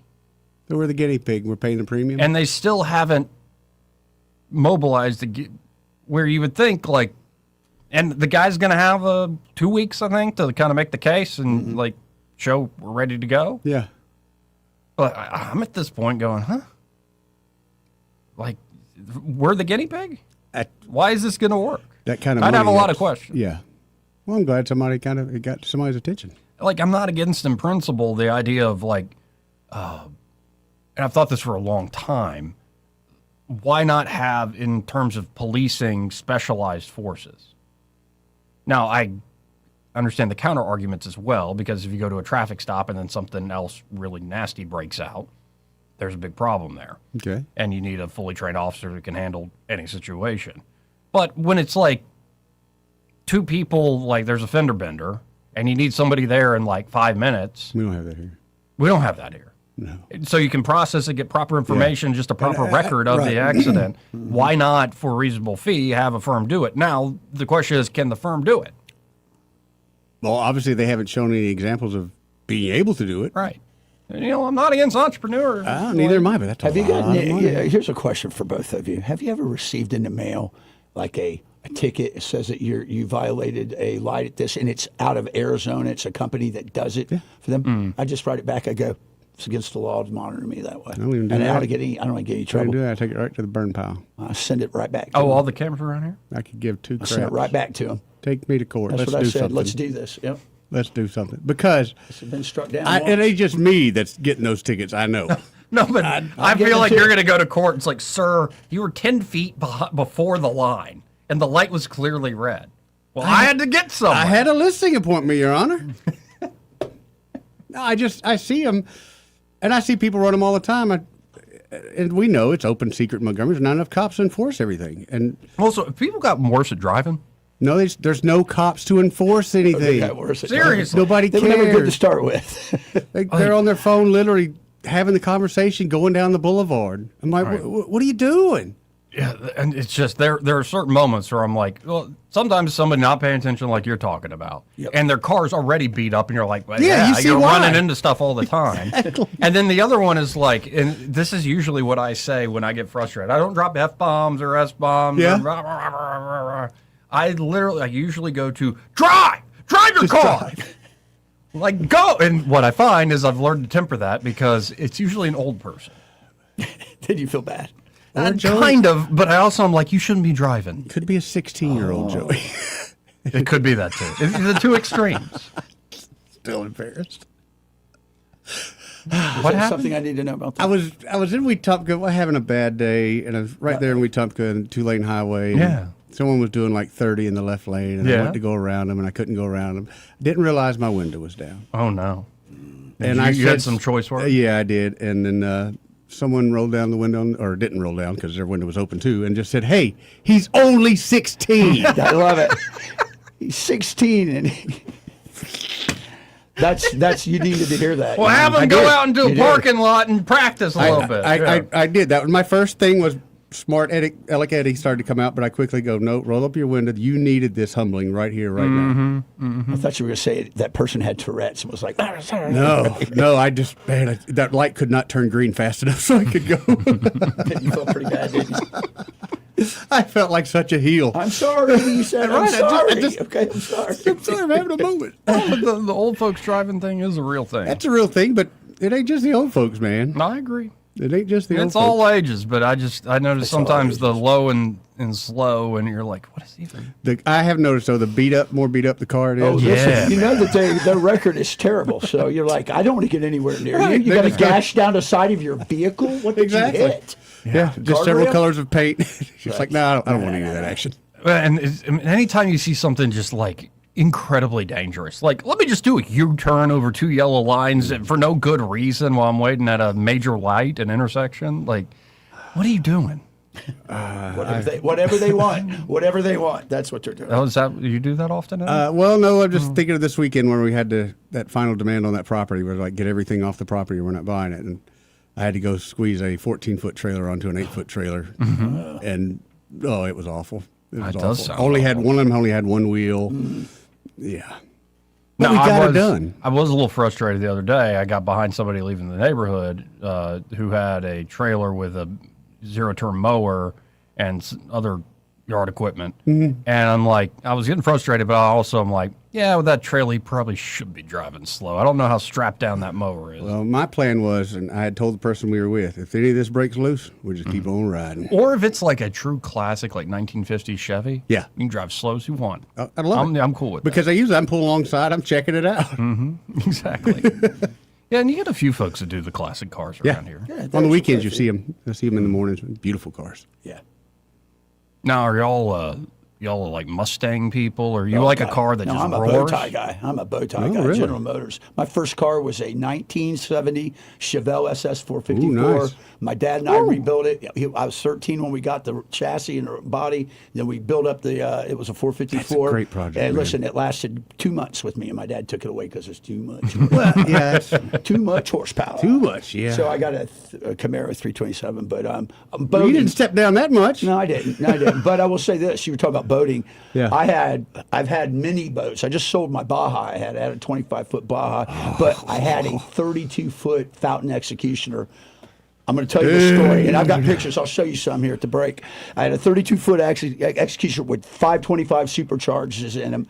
Listen, we took it up to Gunner Hill wreck area up there on the lake, and this is before they had outlawed the big boats. Yep. I mean, I was getting pulled over all the time. See, we were talking about that, Joey. Don't ruin it for everybody else. No, I didn't. Listen, I had captain's call. I would turn it down, but at the end, they were cool. They do the inspection, you know, make sure. And at the end, on a Sunday, there was another guy that was new. He pulled out. He goes, and he said, "Hey, pull over. I want to." He goes, "I'm not boarding or anything. I just want to see check those out your engines." boat, yeah. And it lifted up the hatch. He's like, "Oh yeah." He goes, "Yeah." See, that would be me. I couldn't be a game warden or even a cop because a cool car comes up, we're pulling over. We're going to talk cars. Yeah, for a I'm while. looking at a 95 Fountain 42 Man, Fountain's Executioner beautiful 2005. Man, they are beautiful. They're bad boats, man. Whew. Has Hauling that butt pitch. on those. Oh man, we had it up to the highest I've ever had. It was 87, and let me tell you something. 87 on water is a very much different feeling than on land. And you got to respect the water because it's like concrete. It hurts. Like you start. You got to trim. You got to trim just right and get the engines when you got two engines. That's what the jet ski I had for the longest time. I could get it up to about 72, and it was great. But I like just going easy, man. Well, like when I drive my you dad's like those boat. Kawasaki side-by-side jet skis where the two people the can jet ride on ski. one. It's been a We used to while call since them I've done grandmas. a jet ski. Yeah, come on. Me and Hannah just bought cheap jet skis. You need to come ride. We okay. have a blast, and you can tear them up. Nobody cares. We paid $2,000 for them. We're having a hell of a time with these things. $2,000. It's nothing, folks. Anyway, for a jet ski, it's nothing. Dude, I'm just messing with you. There it is, right there. You're killing me. Oh man, Troy. That's a beautiful boat. If I could do anything in the world, I would race offshore boats. Okay, here's the sad thing, though. Yeah, that's I'd love to go boating with you, but I'd be that guy that had to bring beer because I couldn't afford the gas. How about you know what's funny? You're right. It's 170 gallons, and I never had like more than $4. half Yeah, of it full. at like probably $4 or $5 a Yeah, gallon. right. Yeah, I'm bringing the beer, baby. Whatever you want to drink, I'm And I bringing love it. how people come and then they just disappear as soon as it's over. Say, no, you got to Exactly help me right. clean this boat up, man. It's one thing I learned on fishing trips. These guys would go out within the Gulf before you get back to the dock. They go to the gas dock first. So there's no Okay. way you're getting off the boat. That's right. Well, we got to hit a break. First, this part of the program brought to you by Pest Pro Services. You know, Ashley and the team can help you out if you're in a jam. Like, for instance, you haven't had termite inspection done in years. Yeah. You need why? one. You need it. Why are you doing that to Yep. yourself? You need it. So you can get on top of it, and let's hope that there's nothing there. And if there is nothing there, they can lay down year-round protection. So essentially bait traps, Yep, right? that's exactly right. And then come back and check them and see if they got any action every time they come to service your place. They can also do mosquito service. Yeah, right now you need it, man. Where you'll be able to actually sit out on the back porch or the front porch or just outside and enjoying the time outside and not get eaten up. And it's funny because, you know, when that technology first came out, I didn't really believe it. So we used it over the Airbnb, and it works so good. We use it at both the places now. Yeah, folks, get on top of it. And of course, they do basic pest control services as well. So check out Pest Pro today. You can always learn more at ppsriverregion.com or search Pest Pro Services on the Book of Faces or just call them direct, 265-9990. That's 265-9990. And be sure to tell Ashley and that great team that Joey, Eddie, and Troy, those fellas on the radio, sent you. Want to carry News Talk in your pocket? Download the News Talk 93.1 app from the App Store. Available on iPhone and Android. Never miss a moment. Download now. When it comes to your mortgage, who you work with matters. And this is one decision where local makes all the difference. Don't fall victim to flashy mailers, spam calls, or 1-800-lenders who don't even know your name, much less your neighborhood. Those lenders are often sitting in some faraway state, reading from a script, and chasing volume, not relationships. A local lender understands the market you live in, or should I say that we live in. At Alabama Home Mortgage, you can look at us in the eye and trust us with one of the biggest financial decisions you'll ever make. Local lenders don't disappear after closing day. Our reputation is built right here, one family at a time. So before you pick up the phone and call a stranger, remember us, Kim Williams and Madeline Cannon at Alabama Home Mortgage. You deserve guidance from someone who knows the community because they're a part of it. Give us a call at Alabama Home Mortgage today at 334-567-4223 or visit us online at myalabamahomemortgage.com. That's Alabama Home Mortgage, because there is a difference in mortgage companies. NMLS 1586368, Equal Housing Lender. This is your roving reporter. Today I'm talking with a man from outer space. What's up, Earthling? I see you've landed your spacecraft over there in that field. That's right, man. My question is, why have you landed here on our planet? I came to see David Ernest. The asset preservationist? Yeah, man. I wanted to see if he would take a look at my portfolio for me. Well, before you make the trip over there, call him on his toll-free number, 833-596-7233. And I understand those last 4 digits spell out the word safe. That is correct. Funny thing happened the last time I came to Earth. What was that? I went to the Walmart, man. Yes? And I accidentally went in the back door. How did that work out? Well, they stopped me and very gently told me that I needed to go around front and come in. And then what did you do? I said, cool, man. Take me to your greeter. You flew millions of miles just for that. Hey, man, I don't ride them. I just read them. For too long, Alabama's statewide news companies have shamed us for our conservative Christian values. Alabama deserves a news company that cherishes our culture, a company that isn't bought and paid for by the powers that be. 1819 News is that company. Run by Alabamians for Alabamians, 1819 News celebrates what is good and beautiful about our state, while exposing those who work against our values in secret. Just go to 1819news.com to learn more. Subscribe to our newsletter. That's 1819news.com. The 22nd Annual Autism Crawfish Boil benefiting Easter Seals of Central Alabama is April 11th at Riverwalk Stadium. Proceeds from this fun family event benefit autism programs at Easter Seals of Central Alabama. Enjoy all-you-can-eat crawfish, live music, and even a baseball game. The Autism Crawfish Boil, April 11th at Riverwalk Stadium. Stay and eat or grab them to go. Scan or visit mudbugball.com to purchase tickets and get info on curbside pickup. Hello, everyone. Robbie Pelt with Capital City Roofing. If you think about it, your home is your biggest investment in life. Your roof covers your home, so why jeopardize your biggest investment on a roofer you don't know anything about when you can deal with a reputable roofing company like Capital City Roofing? We have an A+ Better business rating and the best manufacturers and workmanship warranties available. We do all residential and commercial roofing applications that are certified through the manufacturer to ensure you get the best material and workmanship money can buy. We also have your project in our best interest before and after construction has been done. Don't hesitate to call us if you have any roofing issues or questions. We will match any of our competitors' price and give you the same great workmanship warranty. We also give free estimates. Give us a call today and let us show you the difference. 277-3311. That's 277-3311. Or you can check us out on the web at www.capitalcityroofing.com. Capital City Roofing. We capitalize the roofing industry. This hour of News and Views is brought to you by our good friends at Cole Plumbing, 279-8919. Cole Plumbing is number 1 in the number 2 business. You don't have to dig a hole. They have proprietary pipelining technology. Ask them about their tankless water heaters. Remember, when you have trouble with your bowl, call on Cole. Rich Thomas Weather, a service of Riverside Chevrolet Wetumpka. If it's Chevy, it's Riverside. Best price, best selection. Check them out on the web at riversideusa.net. Rich Thomas Weather. Well, hi, everybody. We've got some cooler air that'll be moving in the overnight hours tonight. Gusty north and northwesterly winds, but it's a dry front, and the overnight low temperature tonight falls to the lower 50s. Now, the weekend will be several degrees cooler than today. I think we'll go up to about 74 for a high on Saturday and lower 70s on Sunday with some cool jacket weather nights, but at least lots of sunshine. Then another warm-up begins first of next week. From the Blue Water Weather Center, this is Rich Thomas. Feeling the pressure of high credit card rates? ASE Credit Union has you covered with a low 1.99% APR on balance transfers. Move your balances in March or April and lock in that 1.99% rate through your October statement. Visit ASE Credit Union today. Federally insured by NCUA. Terms and conditions apply. We get Montgomery talking 24 hours a day. The River Region's most trusted voice. News Talk 93.1 FM WACV.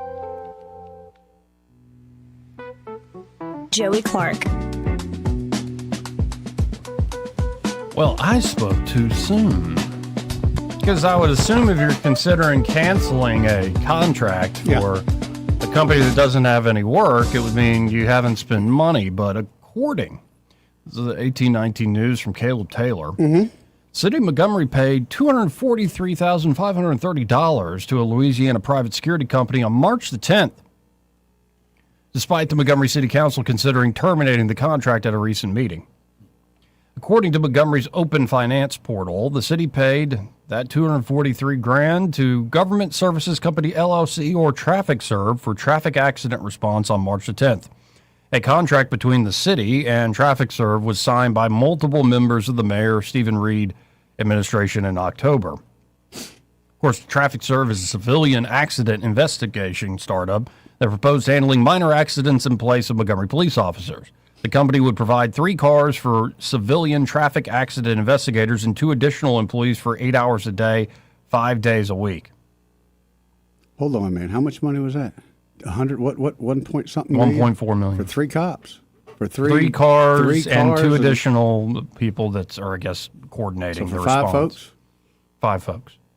Math ain't math in there, brother. Under the plan, civilian investigators would write up accident reports for minor accidents during that time and handle light traffic duties. According to Montgomery Police Chief James Grayboys, Montgomery is the first city where Traffic Serve will operate or would operate. There is no information about the company online besides news articles about their contract with Montgomery. Grayboys had previously told the city council in October that about the contract that, quote, quoting the chief, nothing gets paid until they're up and running and they're doing what they need to. Well, hold on. You just said they got paid anyway. That's what the financial portal shows. And we're not up and running, are we? The contract was awarded by the city through a sole source process despite multiple other companies with more experience and lower prices. There you There's go, your buddy. red flag. Now you know there's a problem. The Montgomery City Council is considering terminating the contract. Montgomery City Council President Cornelius Calhoun, CC, as we most of us know him, CC, said on Tuesday that a resolution authorizing termination of the contract would be carried over until the council's next meeting in 2 weeks. But that council member had concerns about the contract not being bid out. Calhoun also said the company wasn't yet set up to operate in Montgomery. Got a P.O. box, probably all they got. I'm not going to suspend the rules on this item so we can have the discussion as we move forward. From my standpoint, I'm just going to say that what we're thinking from what I've heard with this coming up, you're not set up at this point to start doing the business. Calhoun said at the meeting, city council meeting this past Tuesday. You're about a year out, and some of the concerns that I heard from the council members is that this wasn't bidded. Some of the calls coming in were saying that this wasn't on the open market to be bidded. Those are some of the questions. Marcus Toussaint is the co-founder and CEO of Traffic Serve. Former Shreveport Mayor Adrian Perkins is also apparently involved in the company, according to emails between Montgomery officials and Traffic Serve about the contract. Mayor Reed told the city council in October that Traffic Serve would, quote, allow officers to be really be focused on getting more bad guys off our streets and really be more focused on following up on those things. And it improves our customer response to our citizens who are really our customers here. And we want to make sure that we improve that any way we can. This is one of those innovative ideas. We're one of the first cities, but there are several other cities that have already reached out to me about our involvement with them because they're looking at bringing them online as well, Reed said in October. Well, theoretically, I guess the mayor's right. Theoretically, like that's the idea of the innovation. Well, where's it at? Wow. So each one of those people, just... And if that money is in fact paid, as I'm looking at a screenshot, you can go to 1819 News, folks. It's on the front page, and I am looking at a screenshot of the Open Finance Portal on the City of Montgomery's website, and it shows Government Services Company, LLC, traffic accident response, and the payment is $243,000. That's pretty close to what you're going to be paying per employee. That's 5 of them. That's $225,000. What this is a damnation of our local government. Better claw back that money. I think about this. What we're doing, that we're even having this conversation, is have a police department that works. Right. I mean, are you kidding me? We have to bring mercenaries in? $1.25 million for 5 people that can't write a ticket. Sorry, this is And if unacceptable. other companies exist that do this at a much cheaper rate, sole source, and they've actually operated in cities before, what the hell is this? Sole source. This is funny business. Is what this is. Can't have nothing, man. It's a good old boys club. Can't have nothing. Nope. Anyway, I just wanted to follow up because I thought no money had gone out the door, but just common Kind of sense. based on the chief there with his statement, nobody will be paid until something's up and going. Then it's got to be true. What a mess. What a mess. Oh, by the way, going to national, international stuff, Rubio says Iran war may last 2 to 4 more weeks. Okay. He told G7 foreign ministers on Friday, Rubio did, continue for another 2 to 4 weeks. He also told reporters the U.S. can achieve its war objectives without any ground troops. We are ahead of schedule on most of them, the objectives, and we can achieve them without any ground troops, without any, Rubio apparently said. The objectives, he said, were destroying Iran's missile and drone capabilities and factories to produce those weapons, as well as its Navy and its Air Force. So, Rubio keeping the line of this will be over in about 4. And we ain't going to put boots on the ground, though. Did y'all see the Babylon Bee headline where service members given Crocs so they can say no boots have actually hit the ground? Oh, that's funny. I didn't see it. And it's like these guys all decked out in the proper uniform, but they all got different color Crocs on. That's good. Yeah, it's pretty fun. I'm like, good job, B. Good job, Babylon. You see Tiger Woods there involved in a little rollover. Another one? Another rollover? A rollover, yep. Oh, my goodness. That's a vicious rollover. Look at that car. Stop doing the GHB. Yeah, isn't there a big tournament coming up? Yep. Masters? Or he was just in a tournament and he missed a pretty easy putt. They do. I mean, I don't know. I have great memories of watching that guy when he was at the height of his power. Oh, yeah. And I always, you always hope for somebody to like kind of have that comeback. And, Yeah, that's not. But another major accident. I don't know. Everything was wrong after that 8-iron took him out. Are you kidding? Jeez Louise. Couldn't love to see the security video. Talk of that. about hell hath no fury. Like a woman scorned, buddy. Woo! What is it? Is it Bill Burr made this joke where, a lot of guys are like, oh man, Tiger, cheating on his wife. With a Waffle House. Well, all waitress. these, I would never do that. It's like, yeah, Bobby, you work at Home Depot. Nobody's looking your way.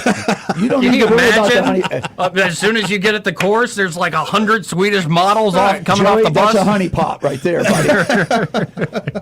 Look out. What are you talking to me for? What are you all these fat pieces of crap on news talk stations? Like, well, I would never do that. Yeah, you would never have the opportunity. That's right. The opportunity just wouldn't be calling. That's right. Yeah, that's a true thing. Anyway, definitely a true thing. You look at the older guys that win millions of dollars. You don't see them running around with a same age wife. Oh yeah, no, and that's what's so fascinating. The more success sometimes you get in life, the more temptations come your way. Of course, because you can trying to afford pull them. you down. Yeah. Mm-hmm. Those doors open up for you. That's why I'm going to stay a poor, humble The man gates of myself. hell open, as they say. With your cheap jet ski. There you go. We'll be right back. He may not know whether he's coming or going, but whether you're going to work or coming home, Greg Budell is there. Mornings 6 till 9 and afternoons 3 till 6. Only on News Talk 93.1 FM WACV. Hi, this is Bo Goodson from the Goodson Group with your Real Estate Minute. Here in the River region, thousands of hardworking folks will be buying a home, some for the first time. How do you know you are buying the right home? It starts with research. A buyer's agent can help you in your search, providing a list of homes you may not be aware of or know about. At the same time, a meeting with a local lender to find out exactly what you qualify for and how much it will cost at closing and monthly. A list of needs and wants provided to your agent will help them locate properties that match those needs. An example would be bedrooms, baths, school zones, floor plan requests will also help. Start shopping and look at homes and compare and make a list of pluses and minuses for each home. Compare them with your agent to narrow the field.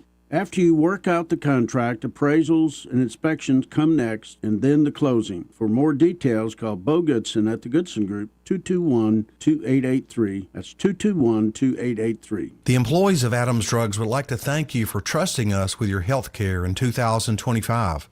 We look forward to serving you and your family in 2026. You will continue to enjoy the same services such as immunizations, compounding, medication therapy management, delivery service, and wellness clinics, to name a few. Looking for that perfect gift for a loved one? Visit our Emily B. gift shop and find everything from Tyler candles to scout bags. Gift wrapping is available. If you have not visited Adams Drugs and experienced the award-winning customer service, we ask you to consider us for your prescription care in 2026. We have 12 convenient locations to serve you in the River Region. 8 in Montgomery, 1 in Wetumpka, Prattville, Millbrook, and Pine Level, Marbury. Please find us at adamsdrugs.net for the location that is nearest to you. Adams Drugs is your local, independently owned Health Mart pharmacy. Health Mart, taking the time to listen and care. Hi, I'm Brian McMahon with Turf Stalkers. Within a few months of advertising with Blue Water, our customer base doubled. If you're looking for similar results, we highly recommend advertising with Blue Water. Our advertisers are our biggest advocates. Call us to find out how radio can increase your bottom line. Blue Water Broadcasting. Local folks helping local business. Hey there, Alabama. Are you ready to transform your home with style? At Royal Furniture, they've been delivering inspired value since 1946. Whether you're in Prattville, Montgomery, Auburn, Oxford, Gadsden, Athens, Decatur, or Florence, they've got the perfect pieces to make your space shine. Visit them today and discover a wide selection of furniture that fits your lifestyle and budget. Royal Furniture, where quality meets affordability, right here in Alabama.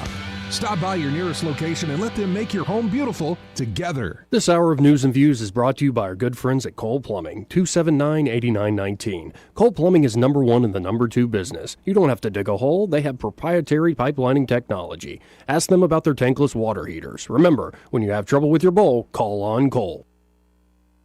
If it concerns your community, you'll hear about it on News Talk 93.1. News Talk 93.1 FM WACV.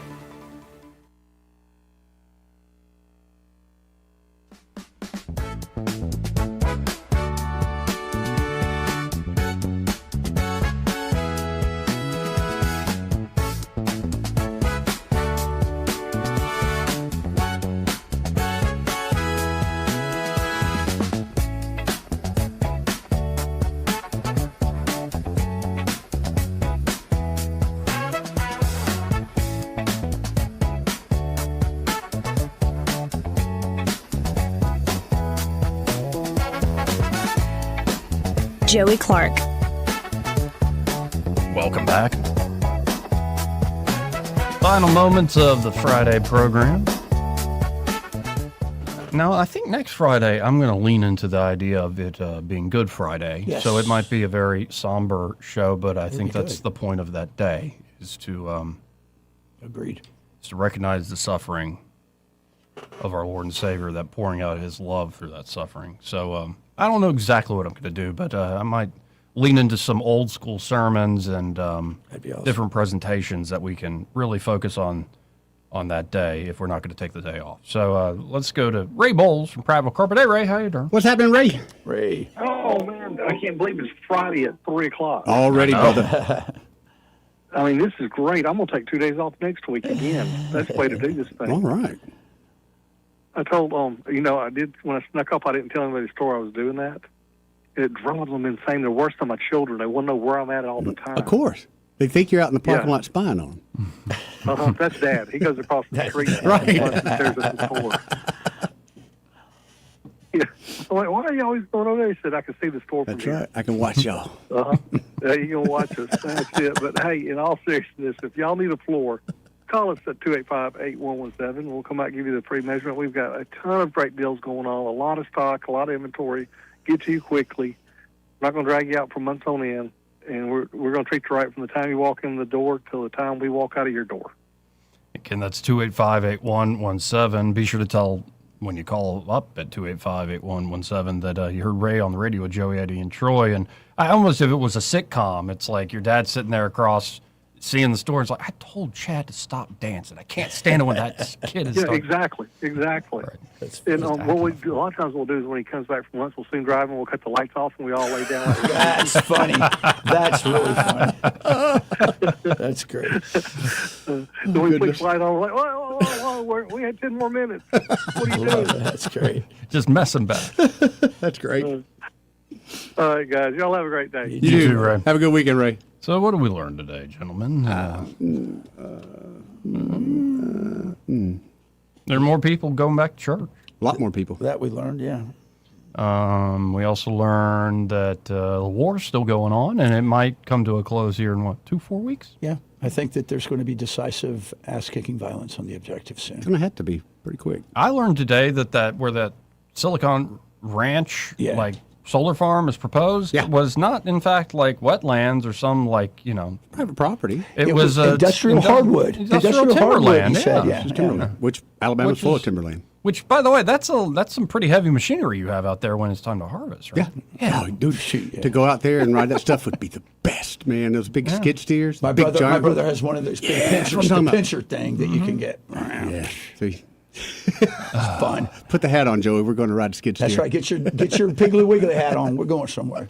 We learned that I need to go on a jet ski here soon. Oh, yeah, man. And that there's an opportunity for it. Plenty of them. Plenty of them. And we learned that Montgomery may have, I think, in fact, did pay a company that hasn't even done anything yet, and the city council's thinking of terminating Are they it. established yet, even as a company? Oh, yeah, it was paid out to an LLC, so they're established. LLC. Eddie Bader LLC. But not established. Right. They're established Do on they have paper. an office? They're legally established. No body of work in their portfolio. Exactly. Right. Exactly. Anyway, let's get out of here. Y'all have a great weekend. Thank you both for joining me. No problem, man. Y'all stay tuned. Happy hour with Greg and Pamela. Eddie, you sticking around? I'm sticking around. Pamela's gone, but I'll be here being me and Greg and Terry today. Okay, very cool. Looking forward to it. Y'all stay tuned. Broadcasting from the Riverside Chevrolet Master Control Center, this is WACV